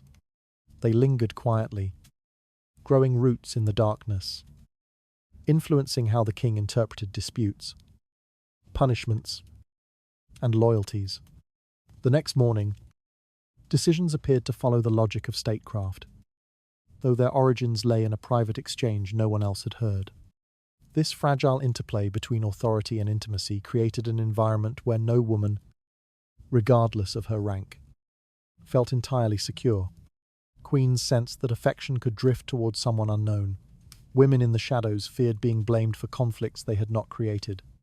The court demanded constant self-restraint, yet encouraged emotional dependency from the king. Those who lived closest to him, whether through legal obligation or personal comfort, bore the consequences of his shifting moods. If he sought reassurance, they had to provide it. If he turned cold, they had to endure it. Their survival depended not only on their behavior, but on their ability to interpret the subtleties of his emotional state. This instability produced a quiet suffering, rarely acknowledged in chronicles. Women expected to maintain the king's trust felt the pressure of supporting a man whose decisions could change the fate of countless lives. They carried responsibilities too large for any individual, yet received little sympathy when fatigue or fear overwhelmed them. A woman who appeared uncertain or troubled might be viewed as unfit for her role. A woman who showed too much confidence risked accusations of ambition. Tears offered no refuge. They merely signaled vulnerability to those who sought advantage. Yet those same tears, those private expressions of distress or truth, sometimes altered the course of events more effectively than reasoned arguments. In the dark hours, when the king drifted between resolve and insecurity, a whispered confession, a plea, or a quiet expression of pain could strike him more deeply than any political counsel. The court celebrated rational governance, but emotional currents shaped many of its most consequential moments. Decisions written into law often began as fragments of feeling exchanged beyond the reach of witnesses. The contrast between public ceremony and private influence revealed the dual nature of power in the Tudor world. A woman could wear a crown without feeling safe. Another could possess nothing yet be treated as a threat. Legitimacy mattered in the daytime, when the court displayed itself. But at night, when the king's thoughts wandered and the weight of leadership pressed upon him, the voices he heard carried disproportionate strength. No one could predict whose words would guide him or whose presence would alter his course. What rooted itself in these nightly exchanges often shaped the kingdom in ways that seemed unrelated to their origins. A moment of comfort might ease the king's anger toward an advisor. A hint of fear might lead him to suspect disloyalty where none existed. A memory shared softly in the dark could inspire leniency or vengeance. These emotional undercurrents slipped into the fabric of governance, leaving traces that historians would later attribute to policy, diplomacy, or strategy, unaware of the tears or whispered words that had shaped them. The women who lived through this dynamic understood that power did not lie solely in crowns or councils. It moved through the spaces where vulnerability surfaced and where emotion spoke most freely. They learned to hold themselves steady, knowing that influence could evaporate without warning.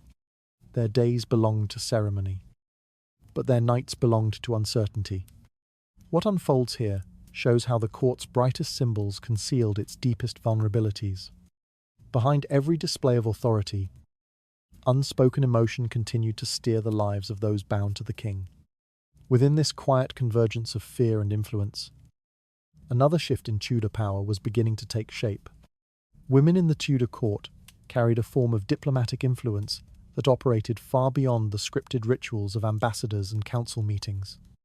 Their presence, measured, observant, and often underestimated, shaped the tone of international relations in ways that official correspondence could not fully capture.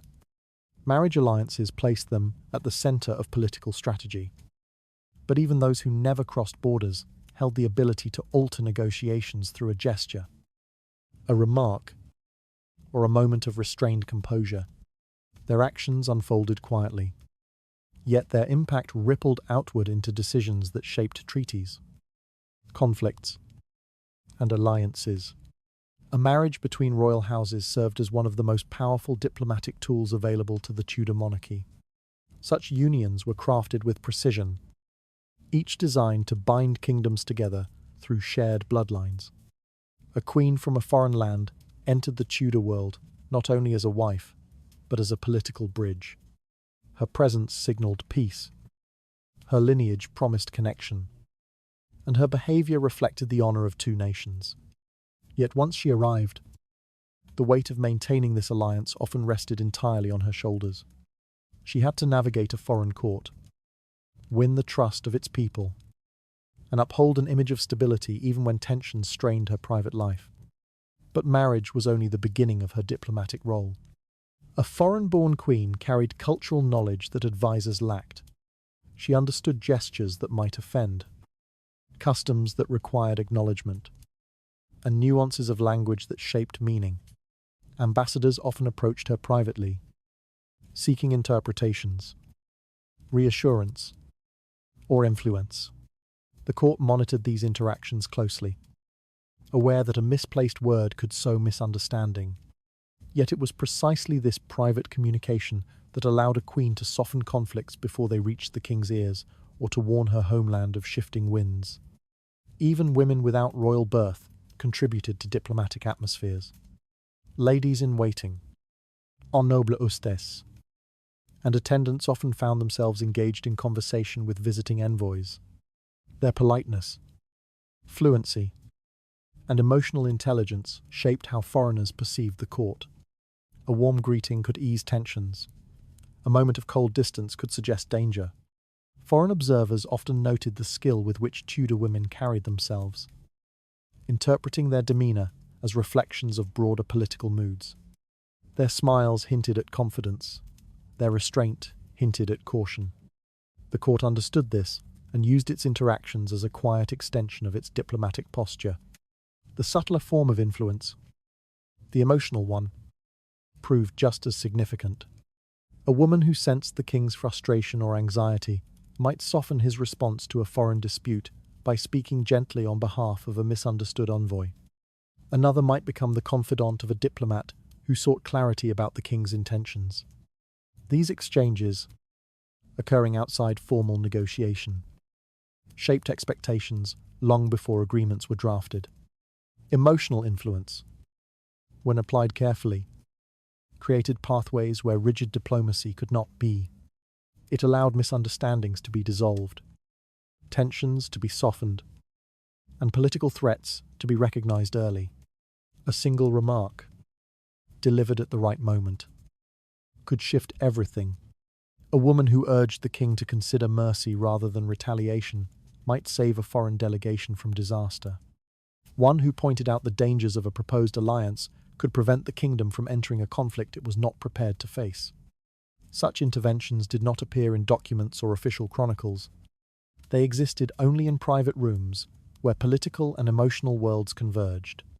Yet their echoes could determine whether armies marched or treaties held. These women lived with the knowledge that their influence carried both opportunity and risk. If their counsel aligned with successful outcomes, they earned quiet respect. If it aligned with failure, even indirectly. They became targets of criticism. Advisors wary of female involvement often framed such influence as meddling, even when it saved the kingdom from conflict. A woman who steered the king too softly might be accused of manipulation. One who spoke too boldly might be viewed as overstepping boundaries. Diplomacy required precision, and the margin for error was narrow. Despite these dangers, women embraced their roles with a sense of responsibility, born from necessity. They understood that the kingdom's stability depended not only on armies and treaties but on perception, relationships, and trust, elements that required emotional insight as much as political strategy. Their ability to interpret subtle cues, navigate complex personalities, and anticipate conflict allowed them to serve as intermediaries in ways that no official envoy could replicate. Their participation revealed the limitations of legal definitions of power. Law could assign titles, delineate duties, and define social ranks, but it could not contain the influence that emerged naturally from human interaction. Diplomacy unfolded not only in council chambers but in hallways, gardens, and private dining rooms where women offered comfort, guidance, or caution. The kingdom's outward stability often depended on these quiet interventions, though history rarely recorded them. The contributions of Tudor women to diplomacy were therefore both indispensable and largely invisible. Their voices softened conflicts that might have escalated. Their presence reassured foreign dignitaries, and their insight guided kings who struggled under the weight of leadership. They performed the work of diplomats without the recognition granted to men who signed treaties. Their influence, shaped by both intellect and emotion, preserved peace when politics alone could not. Their actions reveal how diplomacy often began in private spaces, guided by intuition rather than ceremony. Behind their measured words, deeper currents shaped the direction of alliances and negotiations. Beyond this delicate realm of influence, another power struggle was preparing to emerge in the shifting tensions of the court. The Tudor world upheld laws that denied women the right to sit on the throne, yet those same laws failed to prevent them from shaping the decisions of the man who occupied it. Their exclusion from formal power created a strange paradox. The more firmly the law drew boundaries around female authority, the more vital their informal influence became. A queen, a consort, or even a seemingly insignificant attendant could shift the kingdom's direction without ever touching the symbols of governance. They lived beyond the written rules, operating in a realm where presence, silence, and timing mattered more than any decree. The court knew this imbalance well. It observed the way a woman's quiet conversation with the king could alter the mood of an entire day's council. It recognized how disagreements in the private chambers often found their way into political disputes. Yet it could not acknowledge these patterns publicly, because doing so would undermine the stability that law was meant to project. So instead of admitting the extent of female influence, the system wrapped it in ritual, distance, and denial. The appearance of male authority had to remain intact, even when its foundations shifted under the weight of whispered counsel. Women were barred from ruling, but nothing prevented them from offering opinions. And opinions, when delivered with precision, could redirect the king's judgment. A woman who understood his anxieties might calm a volatile reaction. Another who sensed his pride could encourage a decision he otherwise hesitated to make. Their influence was not recorded, nor was it credited, yet its presence was unmistakable.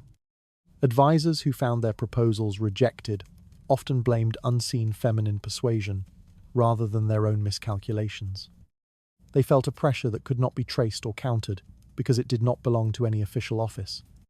Legal restrictions, intended to keep power firmly in male hands, instead created a shadow domain where female authority flourished.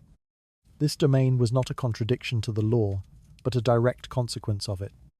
Denied formal positions, women learned to master the subtler channels left open to them. They observed, spoke selectively, and crafted alliances based on relationships rather than rank. These methods proved far more flexible than the rigid structures of councils and courts. Within these informal pathways, women maneuvered effectively, shaping outcomes through influence rather than command. Nowhere was this more evident than in the king's private chambers. Access to these rooms was limited, and those admitted wielded quite significant power. A favoured companion might soothe the king after a contentious meeting, shifting his perspective in ways no advisor could achieve. A queen who perceived political dangers could warn him through careful discussion disguised as personal concern. Even an overlooked attendant might witness conflicts and share insights with those who knew how to interpret them. The private world formed its own political arena, and women were central to maintaining or destabilizing its balance. The harem-like structure of the Tudor household reinforced this dynamic. Though not a harem in the Eastern sense, the royal household gathered women into a tightly contained space where proximity to the king determined the reach of their influence. A queen held ceremonial authority, but a favoured mistress might see more of the king's unguarded self. A lady-in-waiting might carry messages, observe emotional shifts, or mediate disputes.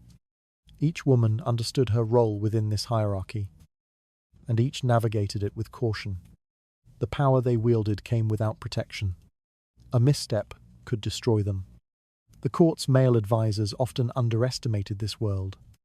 They viewed women's influence as an irritant or a threat, something unpredictable and difficult to control. Yet they relied on the stability that these private dynamics created. A content king made steadier decisions. A troubled one threatened chaos. Women often served as the unseen mechanism that balanced his emotional state, even when their involvement remained unacknowledged. This quiet labour of managing the king's mood existed outside any law, yet it shaped the kingdom's fate as surely as any statute. What made female influence so potent was its lack of formal structure. Without titles or offices, it left no record to contest and no evidence to challenge. A woman's suggestion could not be debated in council because it had never been officially spoken. A moment of comfort or caution could redirect policy without leaving a trace. Those who wished to counter female influence found themselves fighting shadows. Those who relied on it often did so without recognizing its depth. It was a form of power uniquely resistant to control. The tension between law and influence created a fragile balance. Women who navigated these channels understood that their position depended on perception. A single rumour could unravel years of carefully built respect. They had to maintain composure, avoid overt displays of ambition, and survive the shifting moods of those around them. Yet, through this restraint, they shaped the kingdom in ways more enduring than many titled officials. Their resilience lay in their ability to endure contradictions, excluded yet essential, invisible yet unavoidable. Their influence revealed the truth that no law could suppress human instinct. Leadership is shaped not only by commands and statutes, but by the private emotions of those who govern. And those emotions, more often than not, moved in response to the women closest to the king. Through presence rather than proclamation, they expanded the boundaries that law tried to enclose.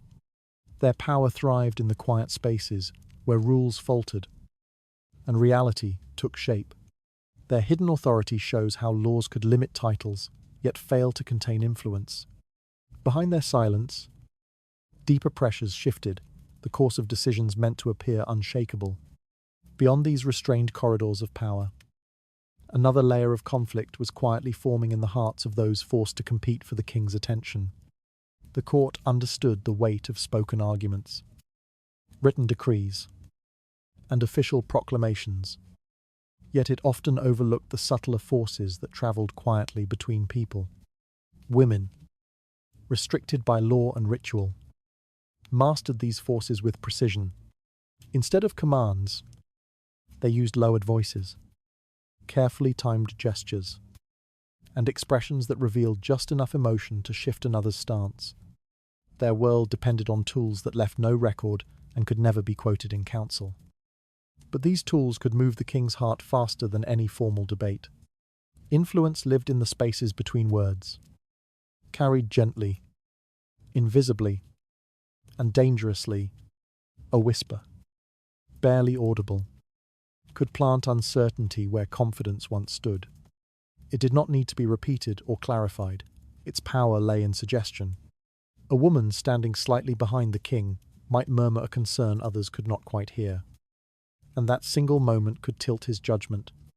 No law existed to regulate whispers. They belonged to the realm of instinct, proximity, and trust. Advisors who suspected these influences were left powerless, watching decisions shift without knowing who had shaped them. Tears were even more difficult to counter. A man could dismiss arguments, ignore pleas, or reject proposals, but it was far more challenging to disregard visible distress. Women understood this instinctive reaction and used it with restraint. A single tear, released at the precise moment, communicated what words could not. It suggested betrayal, pain, or profound loyalty, depending on what was needed. The king, already burdened by pressure, might interpret the tears in ways that aligned with his own fears. This made them more persuasive than direct reasoning. Tears did not argue, they revealed, and revelation held its own authority. Even silence became a tool. A woman who withdrew into quiet contemplation drew immediate attention. If she avoided the king's gaze during a private meal, he might sense disapproval or concern. Silence amplified emotions by creating space for assumption. The more the king tried to understand it, the more he filled the silence with his own anxieties. Women used this effect carefully, knowing that silence, once noticed, could direct decisions without any accusation spoken aloud. Eyes carried their own vocabulary. A glance held too long or withdrawn too quickly could alter the tone of an entire evening. A worried look from a favored companion might make the king reconsider a harsh ruling. A cautious, warning gaze exchanged between women in the court could shift alliances. These signals were fleeting and easily denied. Yet they shaped relationships with greater precision than formal counsel. The court, always alert to weakness, often missed the emotional conversations happening entirely without words. None of these methods was documented, and yet they influenced the kingdom far more than many officially recognized acts. Their strength lay in the fact that they left no evidence. A man could not accuse a woman of using a look to sway the king. He could not point to tears as political manipulation. Even whispers could be dismissed as misunderstandings. Women survived within this ambiguity. It protected them as much as it empowered them, allowing them to shape outcomes while concealing their intentions. But the consequences of these subtle actions were far from gentle. Underneath the softness of whispers and tears lay genuine stakes. A shift in the king's emotions could mean life or death for someone at court. A mistimed expression could spark jealousy. A whispered concern might lead to an arrest. In a world where the king's mood influenced the machinery of justice, even the faintest emotional ripple could become a wave that swept someone away. Women understood this, and that understanding shaped every small gesture. Sometimes, violence erupted not because of the whisper itself, but because of the interpretations it triggered. A queen's anxious glance might make a rival fear exposure. A mistress's tears could make advisors suspect betrayal. Fear and suspicion travelled through the court faster than facts. And, whenever the king sensed emotional imbalance, he often responded with force. His reactions became the weapon through which the women's subtler tools gained real, visible power. This dynamic created a dangerous cycle. Women learned to control their emotional expressions to protect themselves, yet others interpreted even their restraint as meaningful. The more they tried to avoid drawing attention, the more their silence took on weight. As a result, the court became hypersensitive to signs that were never confirmed or denied. This sensitivity made the private realm of emotion as hazardous as the public realm of politics. Influence came at a cost, and the cost was unpredictability.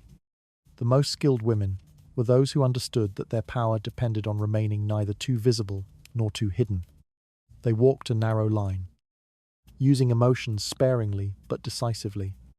They measured every glance, every word, every breath. Their gestures might appear natural, even accidental, but behind the softness lay calculation born of necessity. They did not seek to overthrow governments directly. They sought survival, stability, or protection for their children. But their survival strategies often tangled with the kingdom's fate in ways no one could undo.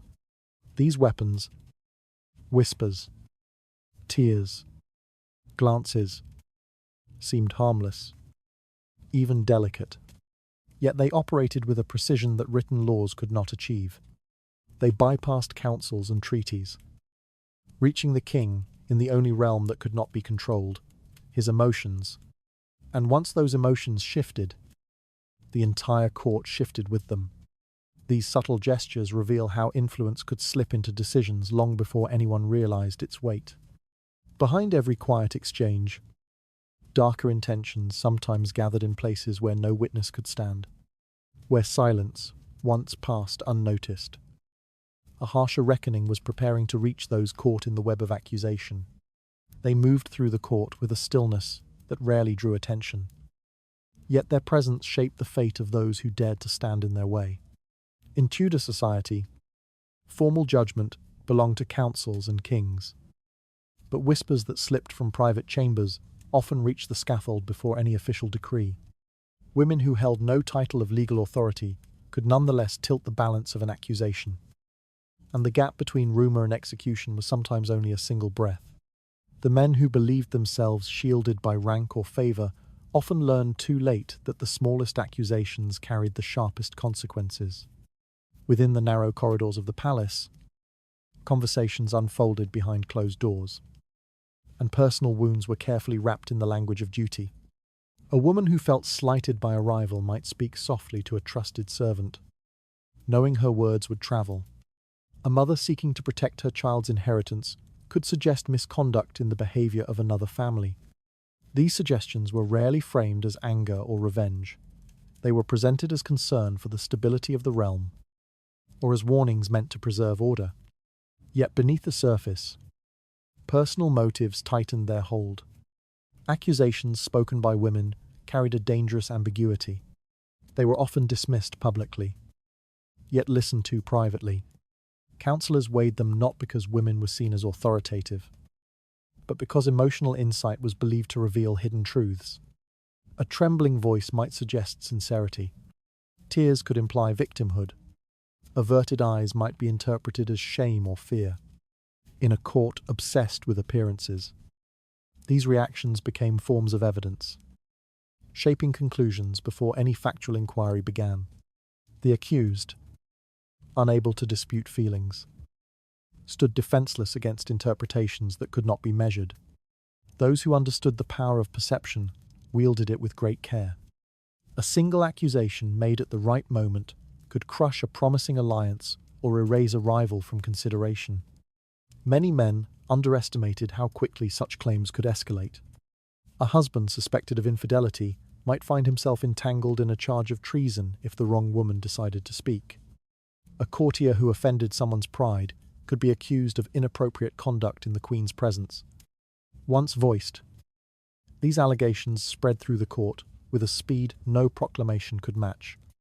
The court did not need proof to act, it needed only fear.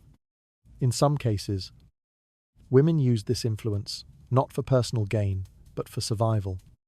A woman threatened with disgrace might redirect suspicion toward another, hoping to protect herself from being discarded.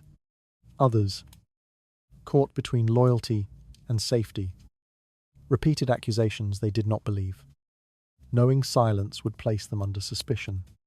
Emotional truths, what someone felt, feared, or imagined, became indistinguishable from political truths. Once woven into the narrative of the court, these stories hardened into accusations that could not be separated from official judgment. When formal proceedings began, the voices of women were often absent from the record, but deeply embedded in the accusations themselves. Counsellors repeated rumours as though they were reports. Confessions extracted under pressure were built upon emotional claims that originated far from the council table. Trials that appeared to rest on legal foundations were shaped by rivalries, jealousies, and private grievances. Even the king, who exercised final authority, was not immune to such influence.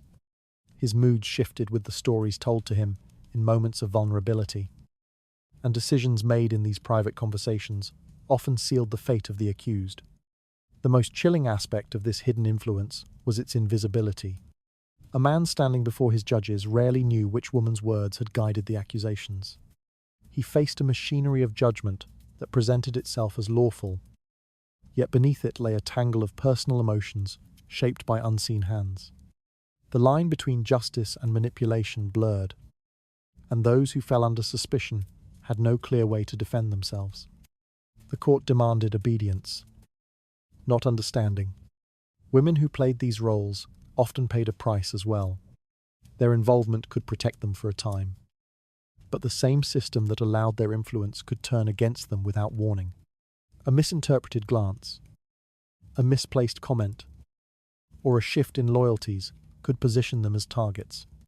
The same whispers they had once used to defend themselves could return as accusations. Power built on silence was never stable, and influence gained through fear rarely lasted. In this world, judgment was not confined to trials, but seeped into daily life. The smallest interactions were scrutinized. A word spoken too quickly or too slowly might be interpreted as an intent. A refusal to greet someone could spark rumors of conspiracy.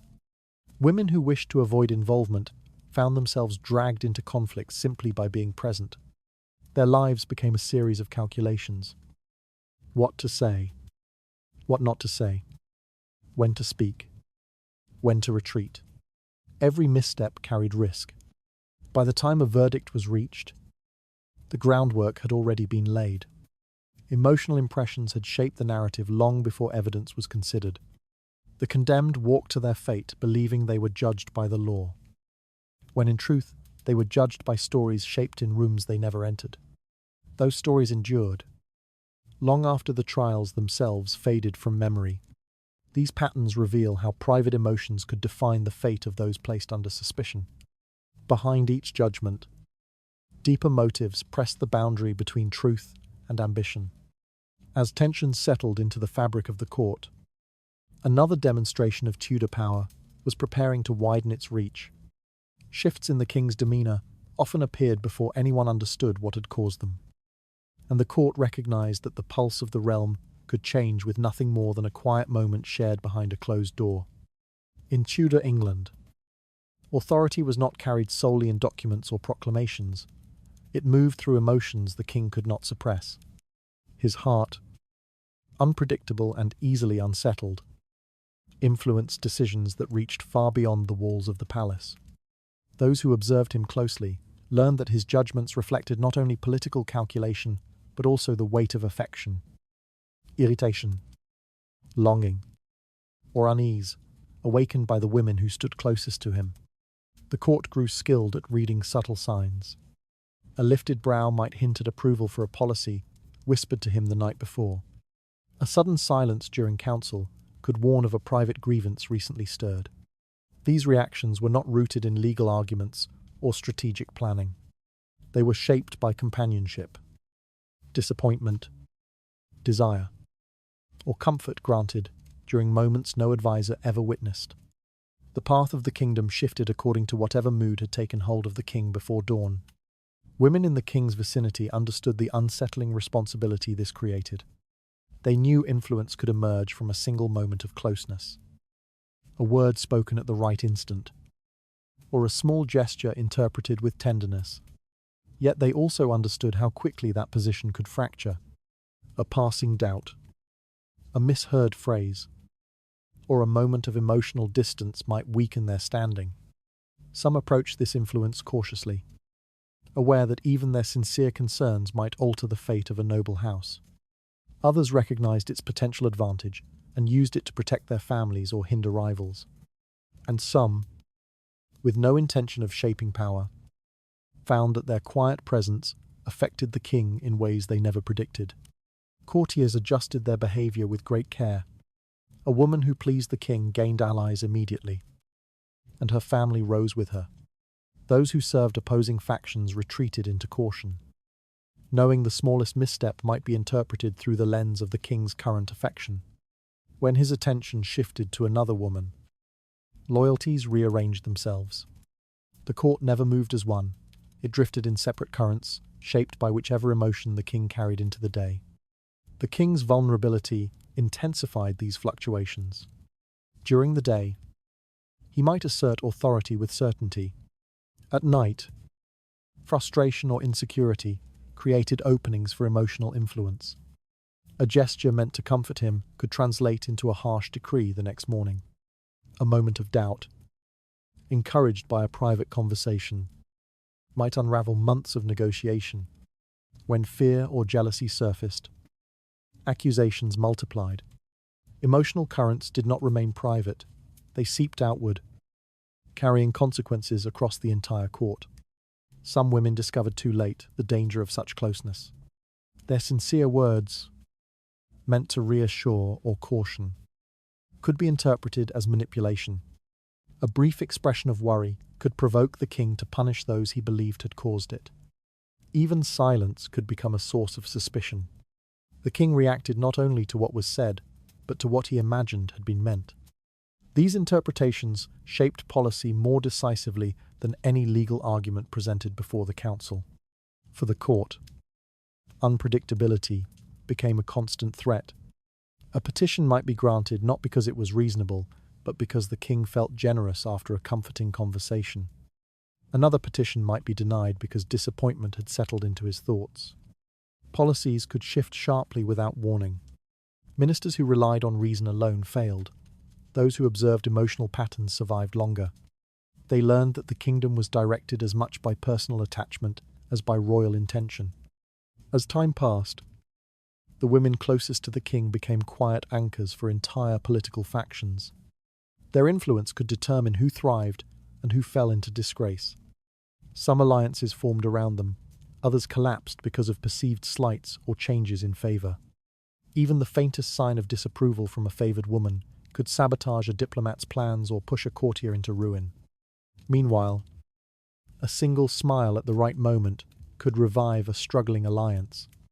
The connection between the king's emotions and state affairs was so direct that those who understood it gained an advantage far greater than those who relied on reason alone.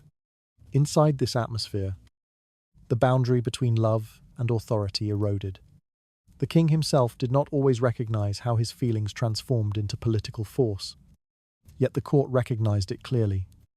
The kingdom's direction often rested on conversations that vanished into the night, leaving only their consequences visible.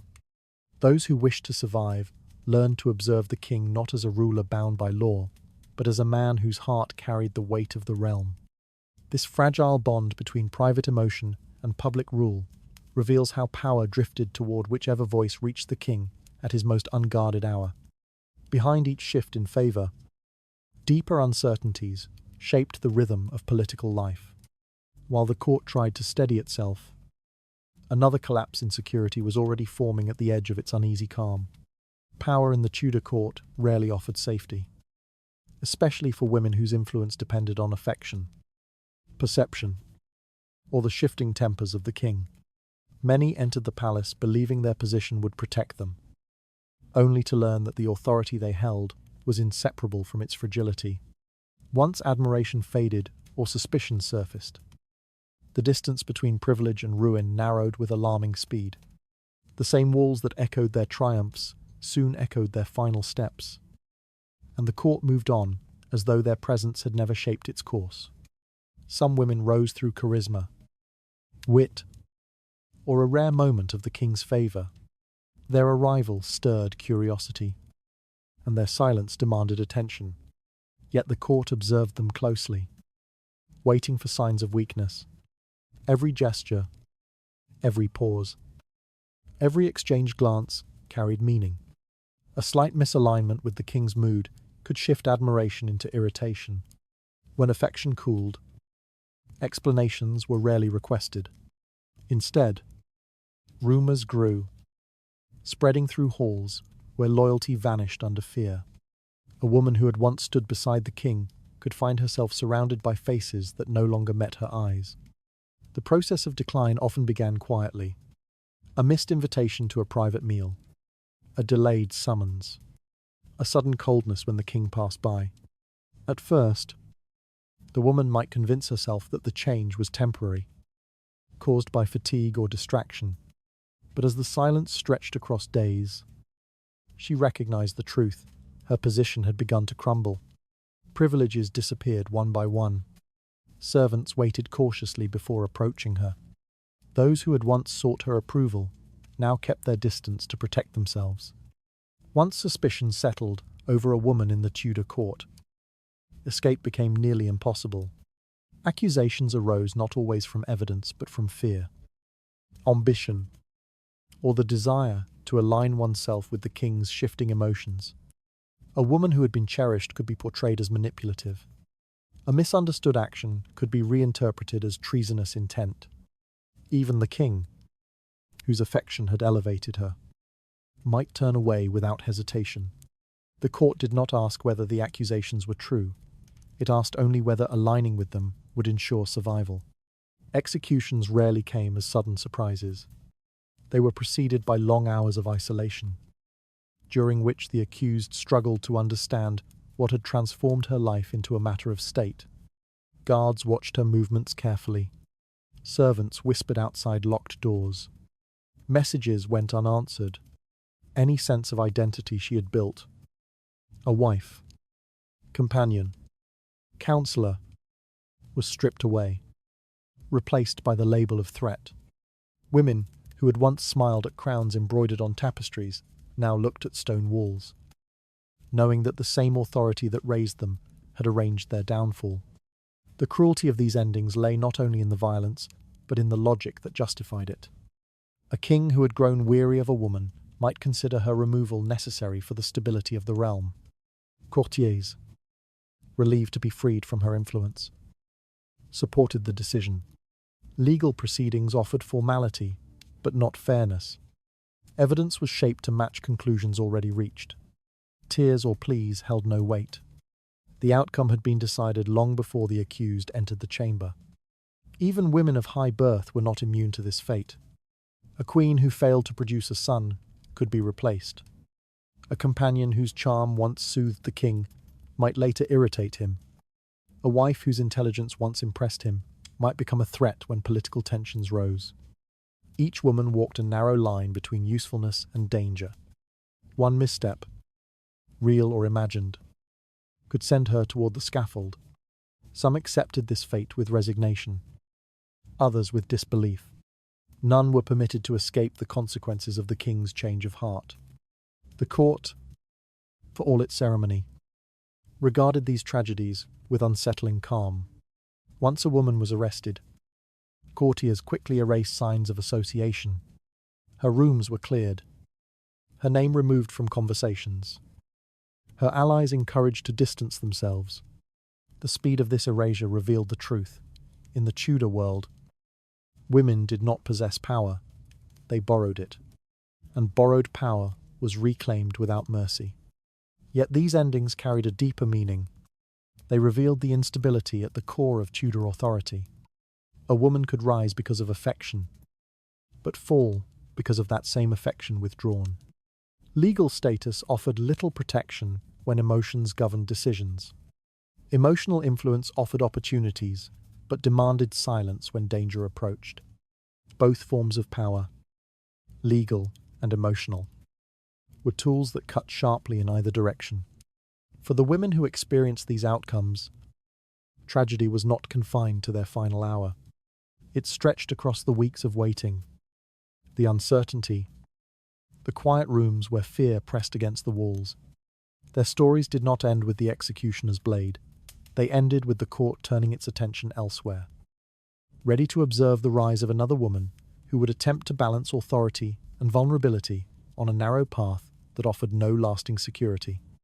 Their endings reveal how fragile influence became once affection shifted, or fear took hold. Behind each downfall, deeper tensions exposed the limits of both legal position and emotional sway. As the court adjusted to its newest silence, a harsher truth about borrowed power was beginning to emerge. Across the long history of the Tudor court, women learned that power arrived in two forms, neither of which promised true security. Legal status could place a crown upon a woman's head or settle her into a position of recognized authority, giving her the appearance of protection. Emotional influence could move quietly beneath the surface, shaping decisions that reached far beyond what any law acknowledged. Yet both forms of power carried sharp edges, and those who relied on them walked paths surrounded by silent dangers. When the court shifted its gaze or the king's heart turned cold, no title and no whisper could guarantee safety. The women who lived through these realities understood the contradiction. A queen might hold every formal privilege, yet lose everything by failing to give the king what he wanted. A mistress might bend the direction of policy with nothing more than a well-timed word, yet vanish the moment affection faded. A noble woman might secure alliances through marriage, yet see them crumble because of a rumor she could not control. A servant might rise briefly through warmth or devotion, only to be cast aside when her presence proved inconvenient. Each woman occupied a position defined not by her own intentions but by forces that shifted without warning. Legal authority was supposed to offer structure, but the structure itself rested on unstable ground. A marriage recognized by church and state meant little if the king chose to reinterpret his obligations.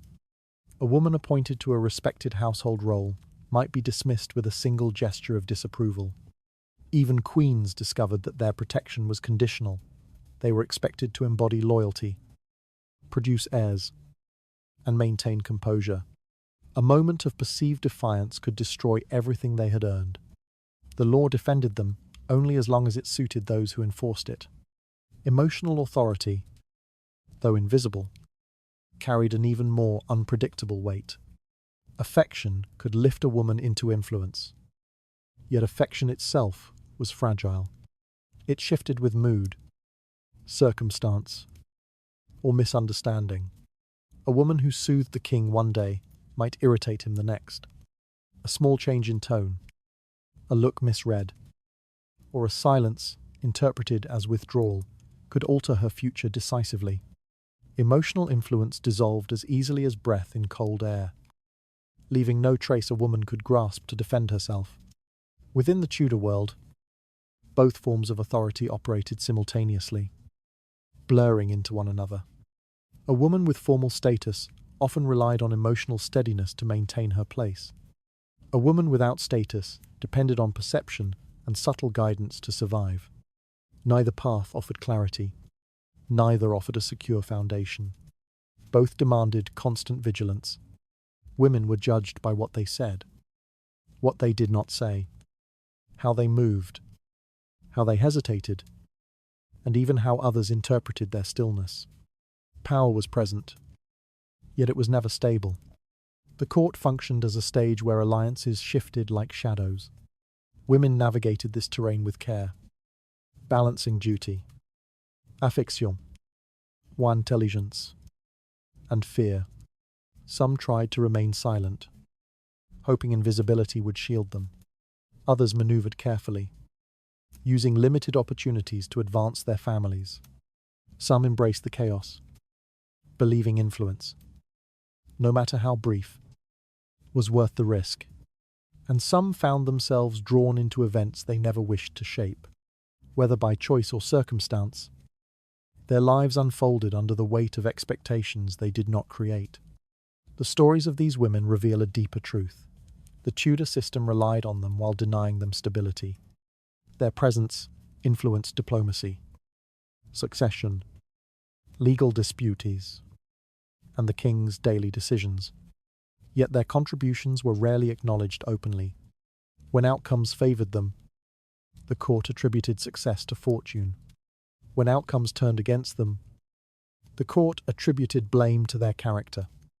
Their power mattered, yet their names were often removed from the record when it became inconvenient. Even the women who survived the court's shifting tides understood how close they had come to disaster. They witnessed how quickly another woman could fall, how immediately alliances dissolved, and how effortlessly affection transformed into indifference. They carried this knowledge quietly, adapting their behavior to avoid drawing attention at the wrong moment. Many lived in a state of restrained caution, aware that the same system that lifted them could erase them without hesitation.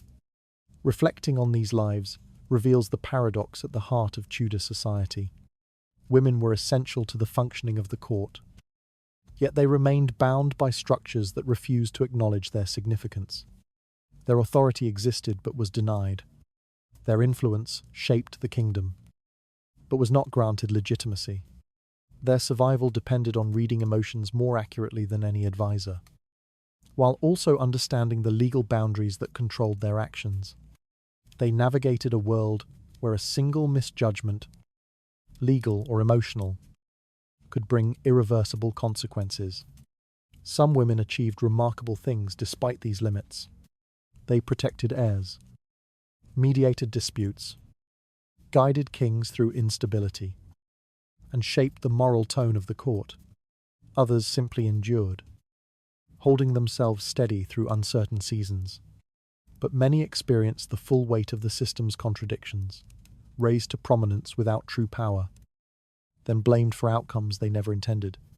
Their stories expose the fragility of a world that demanded obedience while relying on intuition, demanded silence while demanding guidance, and demanded perfection while offering no protection. The conclusion is neither triumphant nor gentle. It is a record of women who walked a narrow line drawn entirely by others. Legal status granted them a platform but not control. Emotional power granted them influence but not safety. Each woman learned that both forms of authority, though different in appearance, carried equal danger. The blade did not care whether it struck a queen or a mistress. The outcome was often the same: a life governed by forces that refused to let them stand on solid ground. The Tudor court remembered these women only when it needed their stories, then set them aside. Yet their lives continue to reveal the underside of a system regarded as grand and orderly. Beneath ceremony and law lay uncertainty and fear. Beneath affection lay the threat of withdrawal. Beneath titles lay instability. These two forms of authority, legal and emotional, were double-edged, their sharpness cutting both those who wielded them and those who feared them. And now, as the final echoes of their stories fade, the truth remains clear. Tudor women lived under powers that protected and endangered them in the same breath. Their choices, shaped by both duty and survival, reveal a world where certainty never existed. What stays with us is the quiet weight of their endurance, carried through a history that rarely spoke their names aloud. Thank you for listening tonight. May your rest be gentle, and may the shadows of the past settle softly around you. Good night.